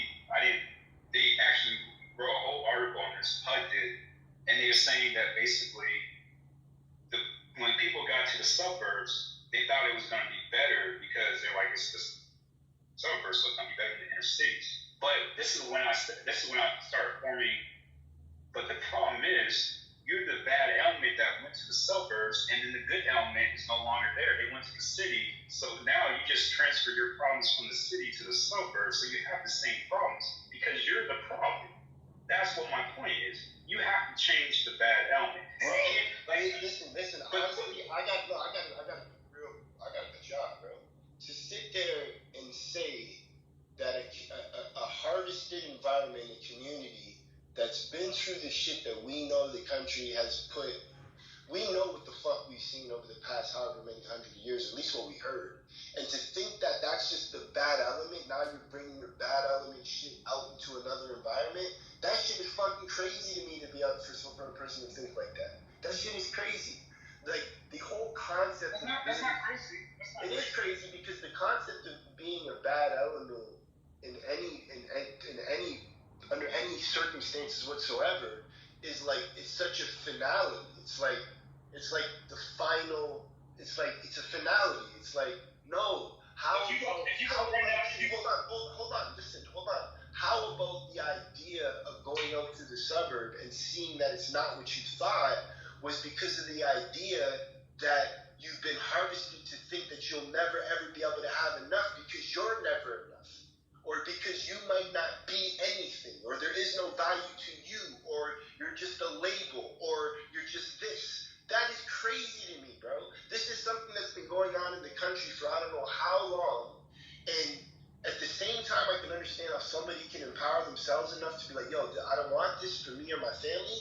I also understand the reality and the truth that even as much as I, and even as much as you don't do every fucking thing that you want to do. You're not fucking perfect. You sin, and there's a reason why. The reason why is because at the end of the day, you do what you think you know that you want to do and what you think is best. You're human. You're fallible. And when people are how can I say, cultivated to not only be seen as fallible, but now every sound around you is a fallible sound. Every idea is the play on even gender in these communities is fucking crazy, right? And to me, I can't see how you could have that perspective unless you're either absolutely trolling or absolutely that ignorant to actually see that that's an ignorant way of seeing it, because at the end of the day, there has to be some sort of humanity in you that sees the error in how humanity has even built this country and who had to suffer the consequences of that. And that something's going on to this day. But what the thing is too is that let's talk about Detroit since you're in Missouri, or I mean you're in Ontario. One of the things in Detroit, because when I go up there every year, my cousins are saying don't go in those neighborhoods, don't go in that area. The same thing. One of the things too I found out is that Ontario, Canada itself, and mostly Ontario, they won't let Detroit people work in Ontario, but Detroit allows people to come over to work in Detroit.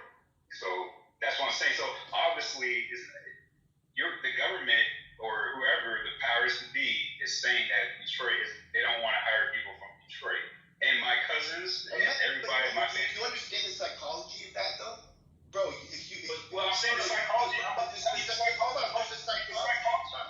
There's a psychology to that. There's a psychology to saying, you know what?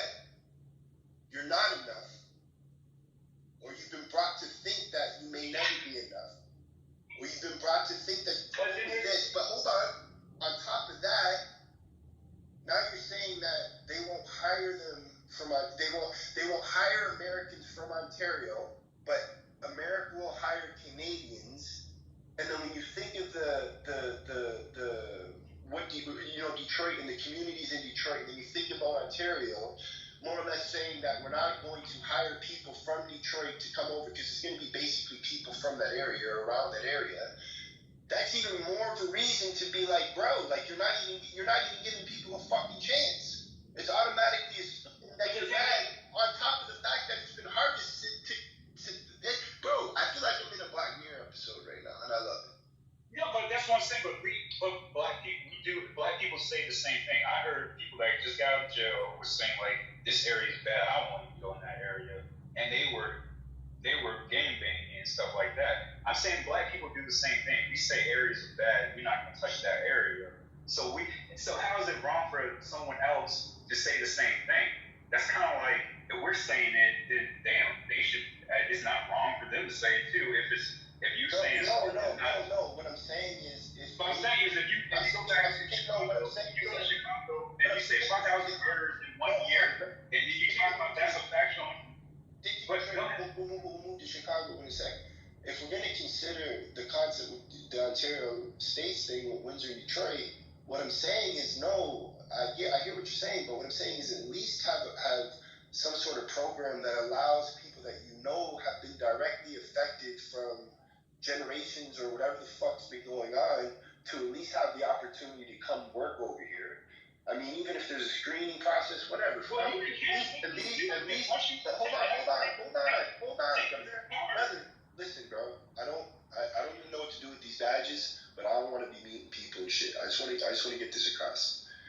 What I'm saying is, you would think that you would at least have some sort of system in place that allows people in any environment, and this goes for any people whatsoever, if you know that an environment has been affected, right, for whatever reason, any environment, that the environments closest to it, that have some sort of opportunity or some sort of,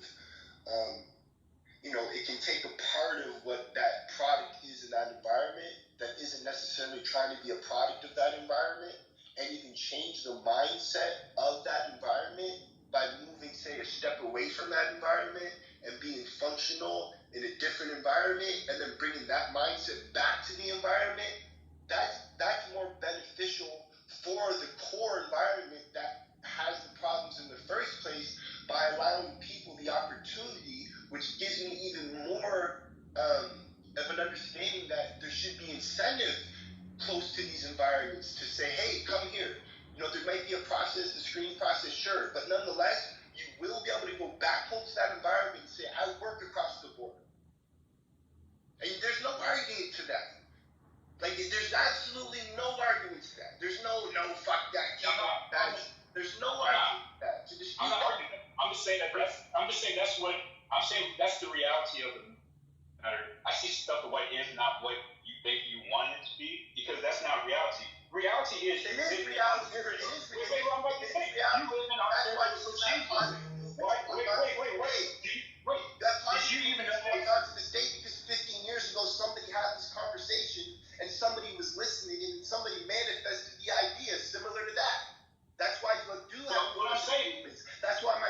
I'm saying is get certain grades right now. She wouldn't have been able to get these grades in the 70s and 80s. And for all I know, they did have these grades in the 70s and 80s, and we were just told that they didn't, so we could continually be told that there's never been opportunity. So we could feel like there's always the short end of the fucking stick. What I'm saying is, bro, is these conversations are the reasons why people believe that they can make change. Not because they just accept reality for what it is. I'm not saying accept reality, but what I'm saying is reality. I can accept it for what it is. Of course I can. no. I'm saying, but did you know that? No, did you know that they were doing that to the Detroit people? What's that? That they were saying that you can't get a job in the country, but we're gonna give you. They hire people. They just come over. Barbershops or the barbers are from Detroit. One was from. No, but I'm not saying that. I'm saying like they were hiring doctors and nurses and stuff from Canada because you can make more money. That's obviously our currency was stronger, or it's stronger now. But I'm just saying that. But they were doing that because it was a stronger currency. But I'm saying the same thing that my cousins and my aunts were telling me. Matter of fact, my aunt I was just talking to her. She lives in Detroit, and I was just talking to her, and basically, and that's when I say I talk to my cousins and my family in Detroit on a regular basis. But when I was up there, they said that they were mad about it. But that's why I'm saying that me personally, I feel it's wrong. But the thing is, you need to pick up that stick and sign and say that you want to boycott Canada. But if you're not doing it, if you're not doing your actions, then I'm saying you're not gonna see these people changing just due to the fact that because they're doing wrong. They're not gonna change unless you hold them accountable. So I'm saying hold them accountable. So you're there, hold them accountable. I'm not gonna hold them accountable because it really doesn't affect me, and I have other initiatives. No, I hired barbers. I have other things. Go ahead. I'm saying literally, I hired barbers and had to advocate super hard for the college here to accept somebody as a student because somebody had a child here, and I had to like sign a bunch of papers, this, that, and the other. And I will. So you know what's going on. So you know it's true. Sure. That's what I'm saying. For sure. And the amount of passion that I have for the concept itself, I mean, it's obviously there, right? Or else I wouldn't be, getting, hyper or whatever. But the point is that I also know how many people, how can I say it? I also know how many people that it doesn't concern directly, if that makes sense, that ignore it altogether. And then the people that are actually advocating for it have to identify almost as coming off as being somebody that was capable or is better. And that shit to me, it's bad because it's a human problem. You know what I mean? And it's an issue that I think at the end of the day, it's something that again it'll continually be addressed. And nonetheless, perhaps it'll change because over time, certain things will wear, right? Like people will get tired of listening to the same old shit. We see what's going on in Hollywood now. Who knows the projection of the future? And eventually, people have to master their own fate. But there is certainly an element where these type of conversations and this type of passion has led to people leading, being in the background, hearing, and then advocating for things similar to this. You know what I mean? Because it's true. There's probably so many places you could probably think of right now yourself where there's opportunity down, across the road, or not necessarily across the road, but a state over or whatever it is. But people aren't necessarily saying, "Hey, come do this, come do that." Even when we heard about somebody, I think in Los Angeles, was going to do like that vector program. We know who, right? He passed away, but he was going to do like a vector program, which was like stocks and like a tech thing for people within the inner community of I think it was South Central.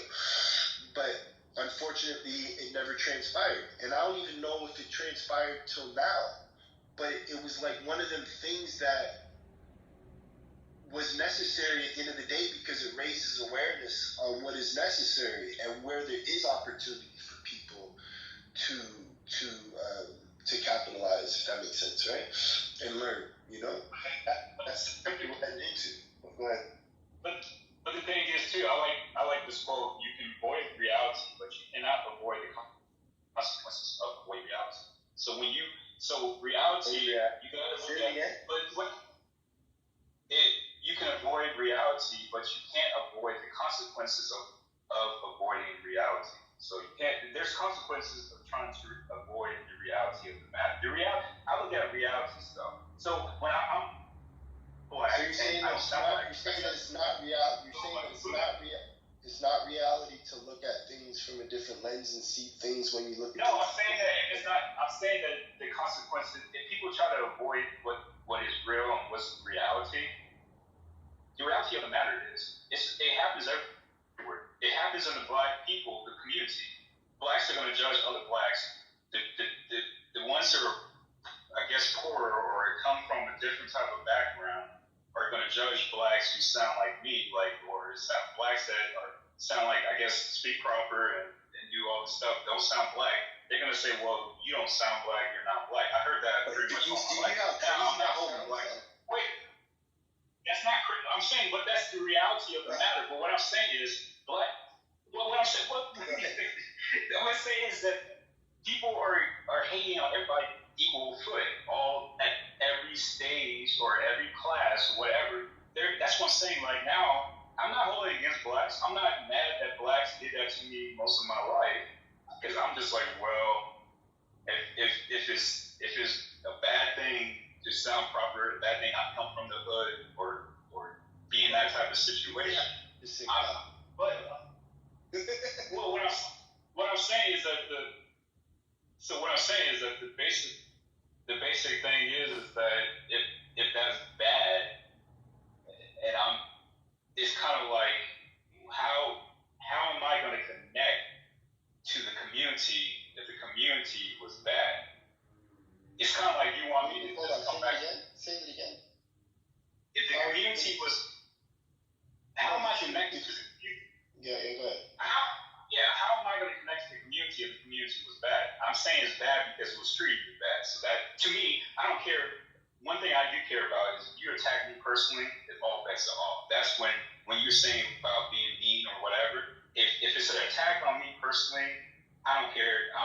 But I do it for the individual. I'm not mad at the whole black race because and that's just not one area. I moved around and I travel and I go around. It's the same thing everywhere. Even I travel to, like I said, I hang out in Detroit for a weekend. If I hang out with some people, like music people, they're gonna be like, man, I know you're not from Detroit, and I can tell you're not from the streets. You hear that a lot because you basically, okay, well, I do go into the streets. I do hang out in the streets sometimes. I do go and I go to that.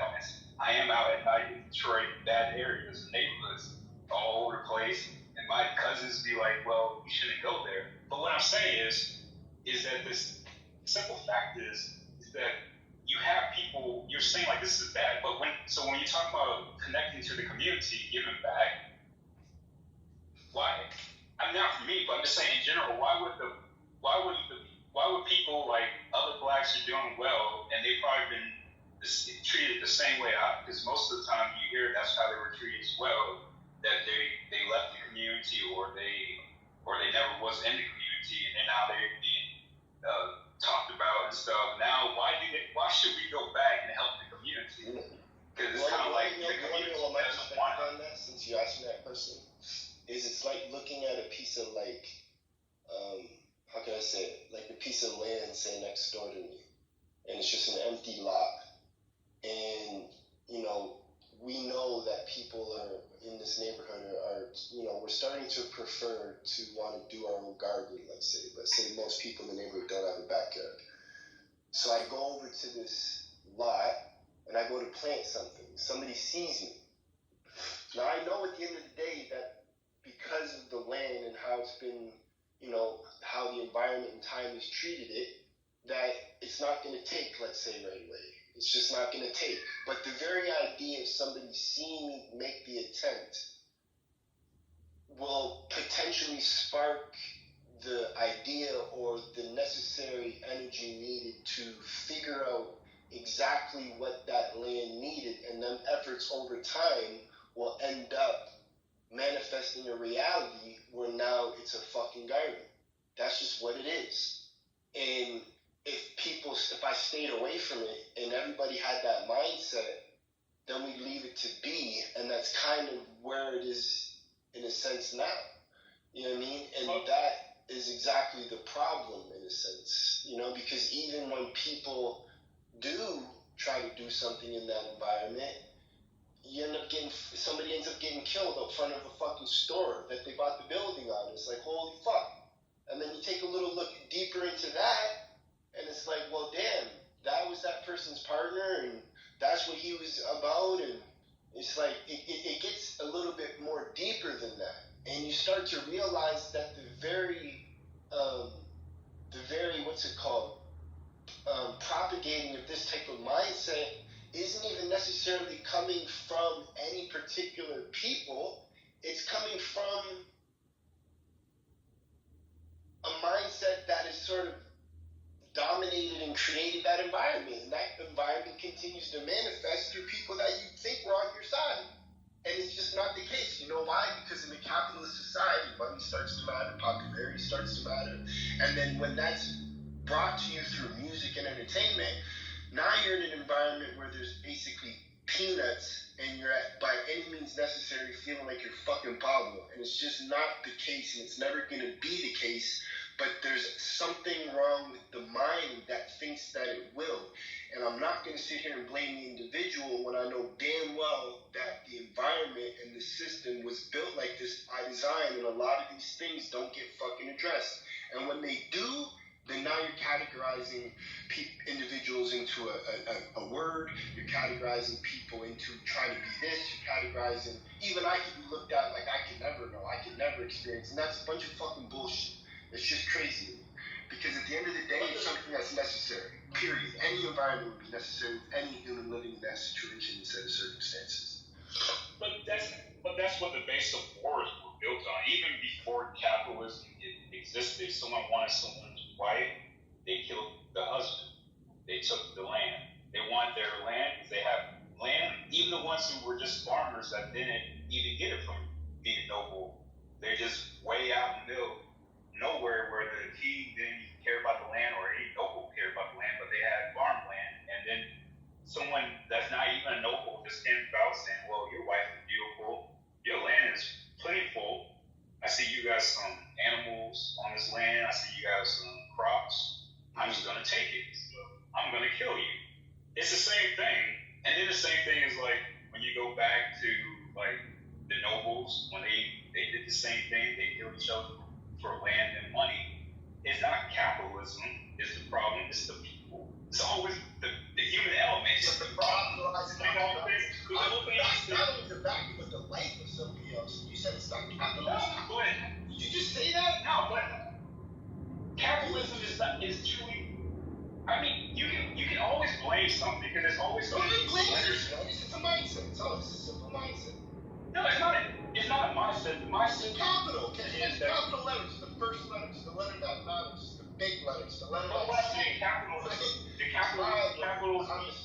A lot of stuff we have right now, you won't have computers, cars, or anything without capital. That's why you won't have what you have today without capital. That's what I'm saying. I'm going to capitalize myself. I hear you, but it doesn't necessarily have to be at the expense. You won't be able to capitalize yourself because you have to get the source of money from somewhere. You won't be able to get it because that business or that person that gave you the money, however you source that money, isn't going to be there. That's what I'm saying. There's a ripple. Like when you start taking out businesses, like if you take out Walmart and the large companies, it's going to affect the small businesses too. A lot of small businesses are going to get affected by it. They're going to shut down. So now you don't have the jobs, the people. They employ thousands of people. Amazon has 1.5 million employees. So now if they didn't work at Amazon, where would they work? It's only going to be so many jobs out there when you start taking away these companies. Now what happens is those people that were going out weekly buying food, buying this, buying that, are no longer going to buy that. Good. But that's also, the employees are buying stuff at grocery stores, buying stuff for clothes, and then those people, then the grocery stores don't make all that stuff in there. They get it from another business, so now they're no longer going to be in business. So it's going to affect those products that's in that grocery store, that's in that mall. So you won't, and those people who work for those companies aren't going to have jobs either. So it's a whole ripple.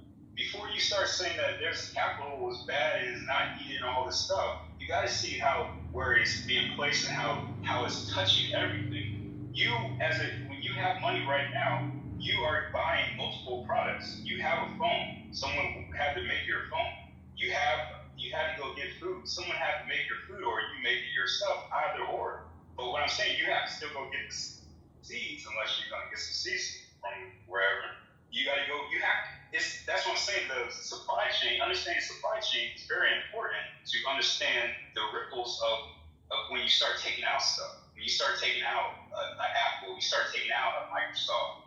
Then those people who have that money at Microsoft and Apple aren't going to be able to buy the stuff. So that means that company is not going to exist. You start taking out capital, those businesses aren't going to exist. Most businesses today, the large companies most of them started with VC money, the IT companies, of course, because that's the big thing for IT. They started with VC money.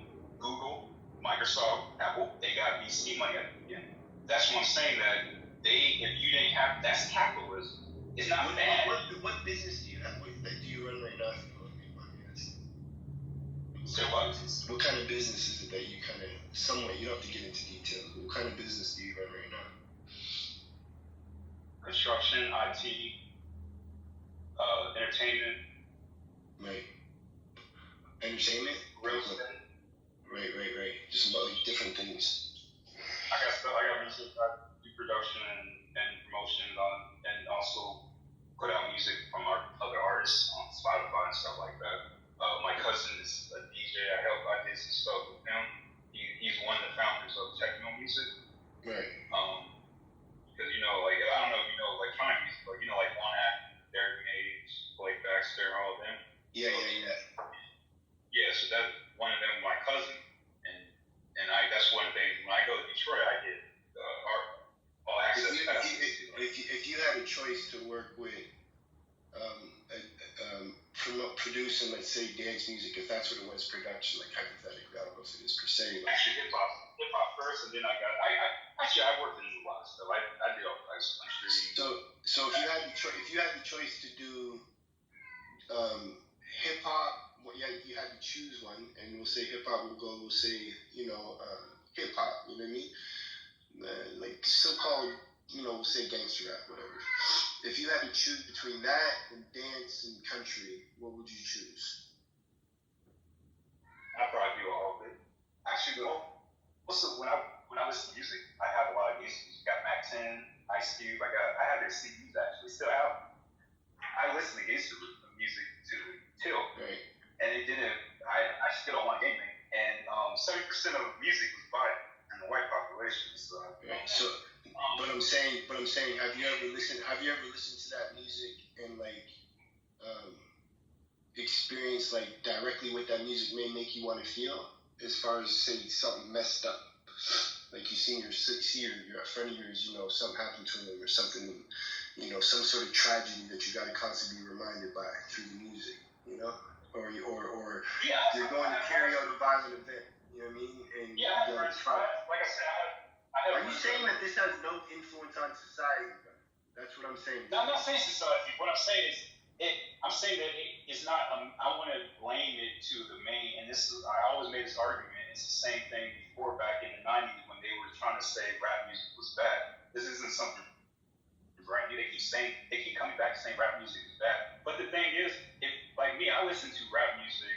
That's all I listen to, and hardcore stuff. Like I'm talking about the Chronic, the old school Chronic, Death Row Records. I'm talking about even the underground stuff from San Quinn to JT the Big Figure on Bayside. Yeah, there's a big difference, bro. Because I'm gonna tell you right now, just for me alone, being a teenager, and I used to drink a lot when I was a teenager and whatnot, and the type of influence, I remember when Natural Born Killers, like Dr. Dre, Ice Cube came out. And I remember getting drunk, me and a friend of mine, and just the way that song sort of played on our conscience when we were drinking, and what it led to that night. You know, it was one of the first silly events that took place in my teenage years, but knowing that music has influence on certain things and played on certain emotions that I had sort of tucked inside and whatever was going on with me inside. And then, you know, to hear you say that you've just listened to it and, you know, played off the shit, I could listen to that shit all day. I could do it. It's clear that it plays on people differently.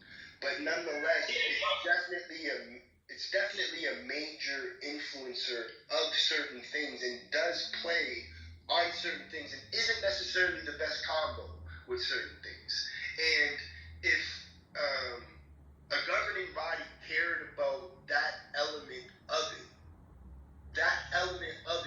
wouldn't be allowed, no different than the protection that, say, you know, and it's not right by any means, but if you look at like the Muslim culture, for example, and it's like the idea of lusting over a woman is innate in your nature as a man, let's say, so we're going to cover the woman because we know. And it's just protection over the inevitable nature that man has adapted over X amount of years. And it's just a protection. Hold on, it's just a protection mechanism. And when you know that these communities are plagued by these things, as a country and as a governing body, I'm not saying that it is the sole reason for problems by any means, but it's definitely something, particularly if that same governing body is, I mean, how can I say it? A lot of this shit that's going on within the generational stuff is shit that you caused. You know what I mean? Like, it's shit that you kind of created. You know what I mean? So it's like, with all this stuff going on and knowing damn well the information that these people have access to and the type of like psychology and type of different things that you should be aware of, you should most definitely not let that shit fucking happen, at least until you fix some of the shit. You know what I mean? And that starts with a combination of people. It can start with a being, but a lot of times it doesn't, and it doesn't for a reason, because it's a combination thing. That's just a fact. And I don't understand why it's like, yeah, I get that part. There's no buts. There's no but. But what I'm saying, like, no, fuck that. Well, what I'm saying is, don't play that shit around people that are. You don't do that shit. You don't play that. You don't. What I'm saying is that the first thing is that the government did put parental advisory on the CD. Now, before you say something, the government can enforce for people to. They pushed it back to the parents, and then the music stores. Music stores technically weren't supposed to sell music if you're under a certain age, but the music store wants to make money, so they sold it to you anyway. Now, before again, let me finish. No. The other thing is. Good. I wanted to. What I'm saying is, I got a son, right? And what I'm saying is, when I told my son he couldn't swear as a kid, right? It was different. As soon as I let him start to swear, I was like, you know what? If you're gonna swear around me. The allure of swearing was gone. So the very idea of parental advisory was one of the things that even me as a child, it made me look at that CD and be like, oh, what's on that shit? You know what I mean? And that's what these things do. That's what duality does. That's what things play. Anytime you go around one thing, it's implying the other thing too. Like, let's be aware of the depths of you know, all of this stuff, because we don't need to argue about it. I think we need to be aware of the fact. But you're not thinking when you say that. You're not looking at the other outfit. But you gotta remember that you were a kid. You were a kid too, and then your mom and dad told you not to listen to something, and you were just gonna say fuck them, right? That's what happened basically. Or your parent, or you can tell me your parent didn't care and didn't say anything. Either or. No, what I'm saying is that the parental advisory thing alone. No, that's what I'm touching on. I'm saying you are a parent. You're talking now because you have kids now that you basically are trying to parent them and say, because when you're a kid, you were listening to that shit and you felt some type of way. No, so now you can't have you want. That's just what it is. Done. And we're talking about communities that are told and even like you said, you can't come to Ontario and work. This is the same psychology that has people feeling like it's the short end of the stick. When someone says the only two options I got is to do this or this, that is the psychology. That's a mind fuck. That's not a reality. That's a mind fuck. And I'm not going to sit here and accept that that person's just stupid or weak. That's retarded to think that. People have been playing on this whole aspect of the damage that's already been done without acknowledging the damage from a different angle. But what I'm saying, I guess what I'm saying is, again, there's so many. I have friends that listen to rap music too, and they didn't want to go shoot people or do drugs or deal drugs or anything like that. Live that. But what I'm saying is that everybody, like you said, everybody. You're a troll. What I'm saying, you're a fucking troll. What I'm saying is, you're a troll. What I'm saying is every parent.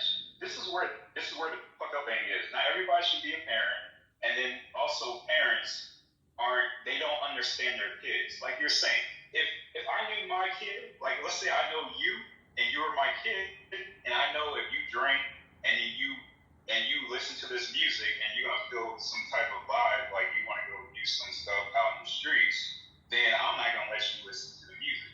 Now you have a brother or sister over here that can listen to the music and don't have any way of thinking of trying to go shoot someone or do drugs or do something like that.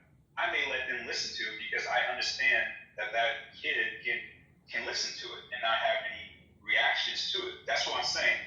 You're right. I agree with you that the music's out there, but I'm saying the government isn't, or the record company isn't. They're not at fault. Who's at fault? Is the parent. Have you even heard Tommy Mottola, or I think it's Tommy Mottola, or the other dude there? Have you even heard these people talk in some of these like background interviews and shit when they're talking? Like in heard some what's the gray hair dude that runs Interscope? It was Jimmy Iovine. Jimmy Iovine. Do you ever hear the recording of Jimmy Iovine when he's talking and saying things that he probably shouldn't be saying and words he shouldn't be saying? Like, you gotta be kidding me if you don't know. Listen, you know what it's like?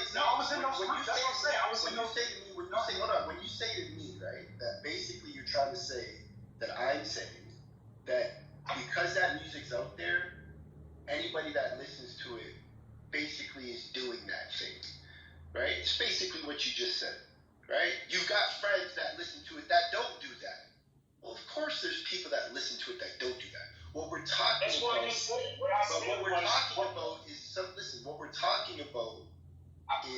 I'm saying you're talking about holding people accountable. I'm saying you're trying to hold the government accountable. I'm saying hold the parent and the store accountable. We're just saying trying to hold the government accountable. What are you talking about? You just said that the government is allowing people to listen to this music, or some type of governing body is allowing people who they shouldn't allow to listen to the music. Listen to the music. You just said that. I'm holding both people accountable, and that's kind of what I'm trying to draw to. But what I'm saying is, the whole concept of a reckless. No, I'm not negating. The government put out the parental advisory, and that's all they can do unless they start sending out cards. Parental advisory makes it worse. Is that what you not? Don't you understand how that works? I understand psychologically now the kids want it even more because that makes it worse. You think that made it better? That's not what I'm speaking on. We're speaking on the government not doing what they're supposed to do. What do you think that really did? Use your business mind.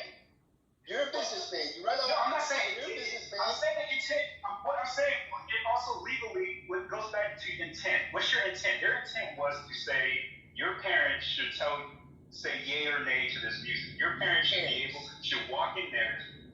Yeah, just the same thing as movies. Your parents should be there to buy your ticket or to buy that music for you. So, because your parent is your guardian that's supposed to tell you. You know the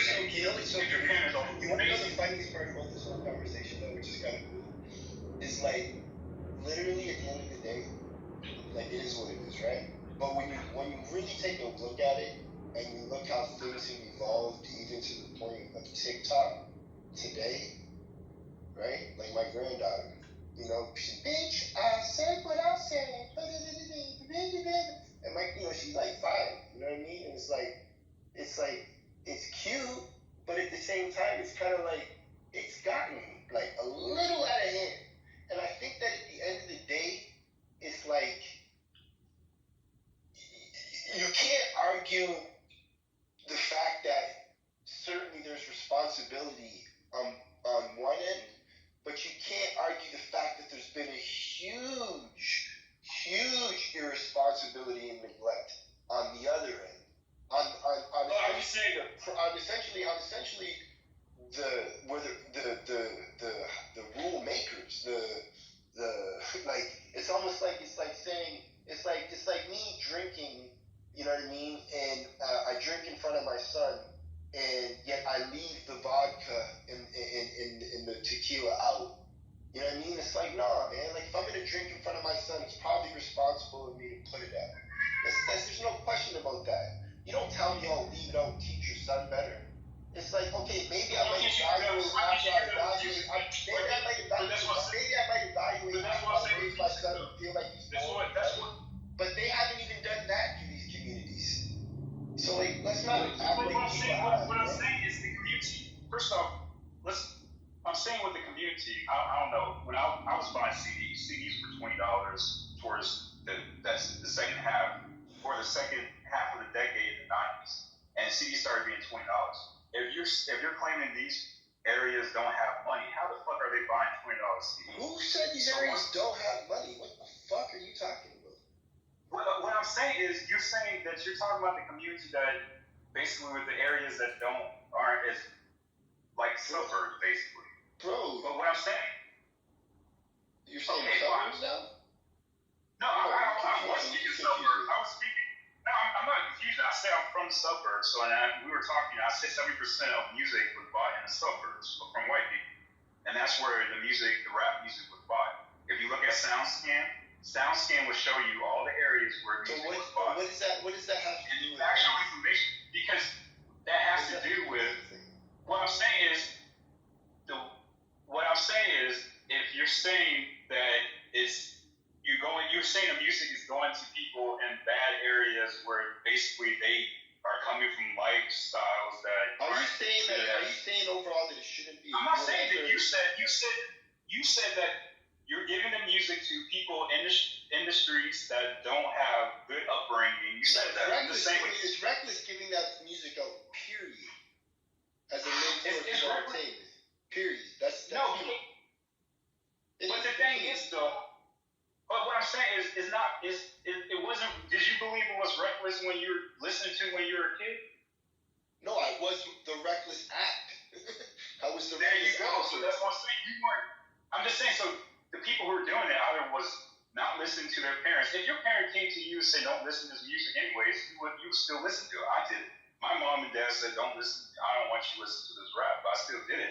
And I bought 5 to 10 CDs a month in rap music with parental advisory on it, from CD Warehouse to Sam Goody.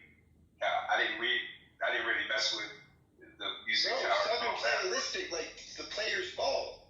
Do you not know the music? Yeah, Do you not know that the music leads to like that, like parents not being in the home, and like there's a lot of things I think that we're overlooking. You know what I mean? Like you're expecting a lot of parental guidance that you had. Hold on, bro. You had your father. Listen, I don't want to use you, bro. I don't want to use you. Let's get annoying because I feel like you are trolling.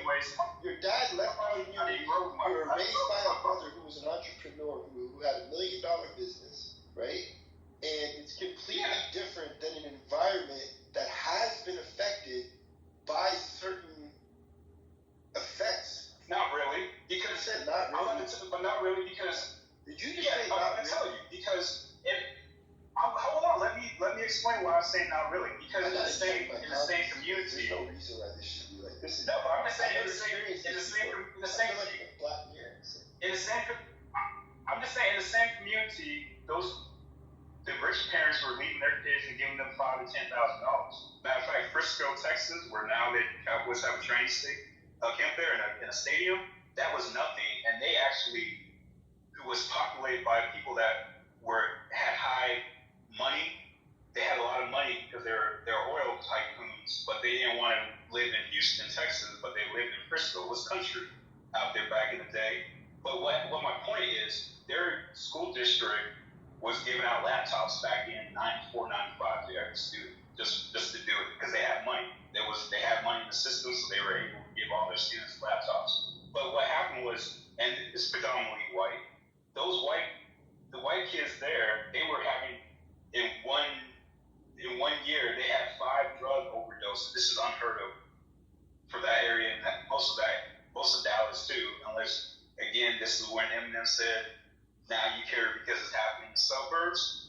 But what I'm saying is, it doesn't matter what class or where you're at, they have the same problems. They just don't have the problems like they're struggling, but their parents are giving them $10,000, $5,000, and they're going out of town for 3 weeks. So what are you going to do? You're going to go get kegs and you're going to buy drugs. So they were taking drugs and kegs notoriously. Those parents were beating their kids. Those parents weren't there in their lives when they either were working or fucking their secretary or whatever they were doing. So it's the same problem. It's just So a you validate type that of struggle. That's very true. No, what I'm saying, but what I'm saying, but they didn't listen to. But what I'm saying, they didn't listen to hip hop music though. They were They jumping. didn't listen to. People were listening to like fucking Metallica. But that's what I'm saying. So you can't just say that. I'm just saying that you can't blame your entertainment.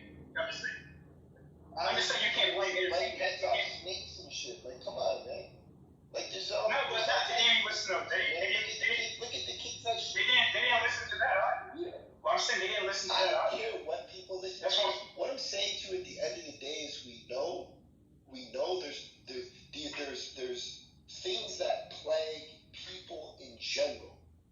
And when you want to build You didn't say that a lot of times. I just say accountability for you want to yourself. build a strong economy, you want to have a strong foundation.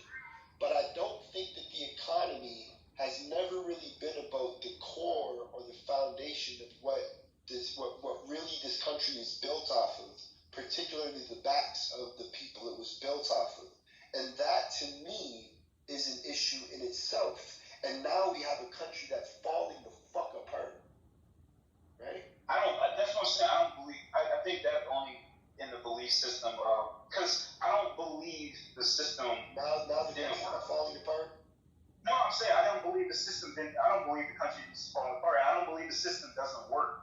Because it works. If you follow the system and you want to be in the system, it works for you. So did the But if you don't want for money. But if you want to fight the system, then go ahead. And you're gonna have a hard fight. Nobody's fighting the system, but if there are people to fight the system, then at the very least what we want to do as a system is not put fight music in the system. How about that? But the fight music doesn't. The fight music troll. is. You're a troll for sure. It's a No, I'm not a troll. I just don't. I'm saying you don't believe this. You don't believe this. No, I do believe it. I totally believe it. No, I'm honestly. You've been called a controller for sure in relationships. 100%. There's no way. Either you've been called a controller in your relationships or you're trolling. One or the other. There's no way that you absolutely. That's why you're not trolling. That's why you're successful at what you do, and it's a beautiful thing. But you gotta remember. You want to preserve. No, but what I'm saying, all I'm saying, you don't want to have no problem. Like, oh, you gotta go copy. No, why are you? What I'm saying, why are you blaming other people when you can just do it yourself? That's what I'm saying. Now, I'm not wait. I fight. If there's an injustice, I will fight for you. Until there's an injustice, don't say there's an injustice. You're saying until someone says that you can't do it. If someone tells you right now you can't start your barbershop, I will come and you call me up. I will fight for that. I will go and file the proper documentation so you can get your barbershop, or we will have a case on our hands to go to court, and it's going to be a very good likely that it's discrimination. So that's what I'm saying. I'm not trying to say this phantom invisible hand is trying to hold me down, but I haven't even tried to do it. I hear what you're saying. When you say fair, right, we're going to take a look at fair, and we know fair is basically But that's subjective. Hold on. That's Fair is according to what's morally right and just. And all I'm saying is listen what I'm saying to you. Hold on, brother. What I'm saying is that if you're going to have record execs making billions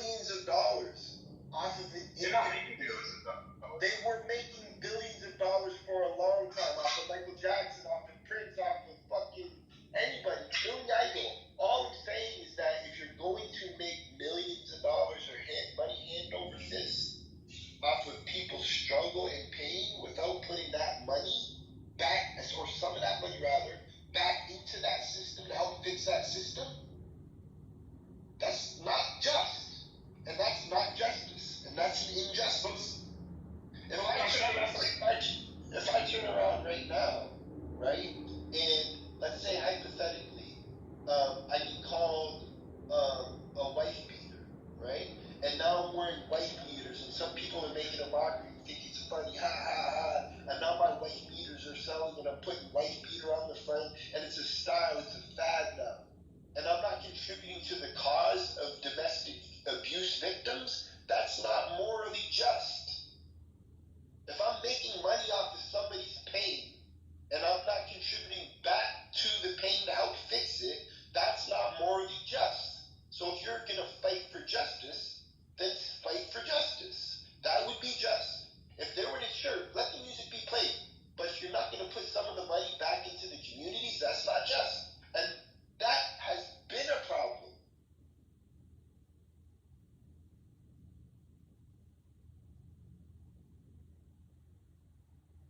A huge problem.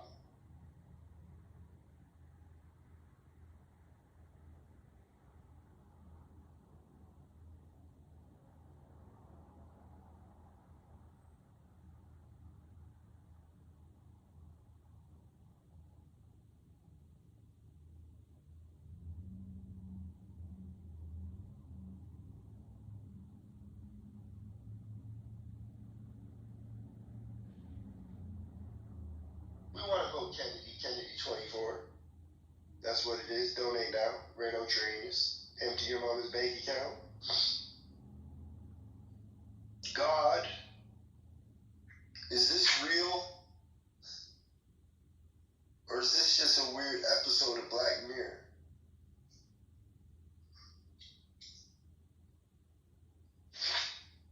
James.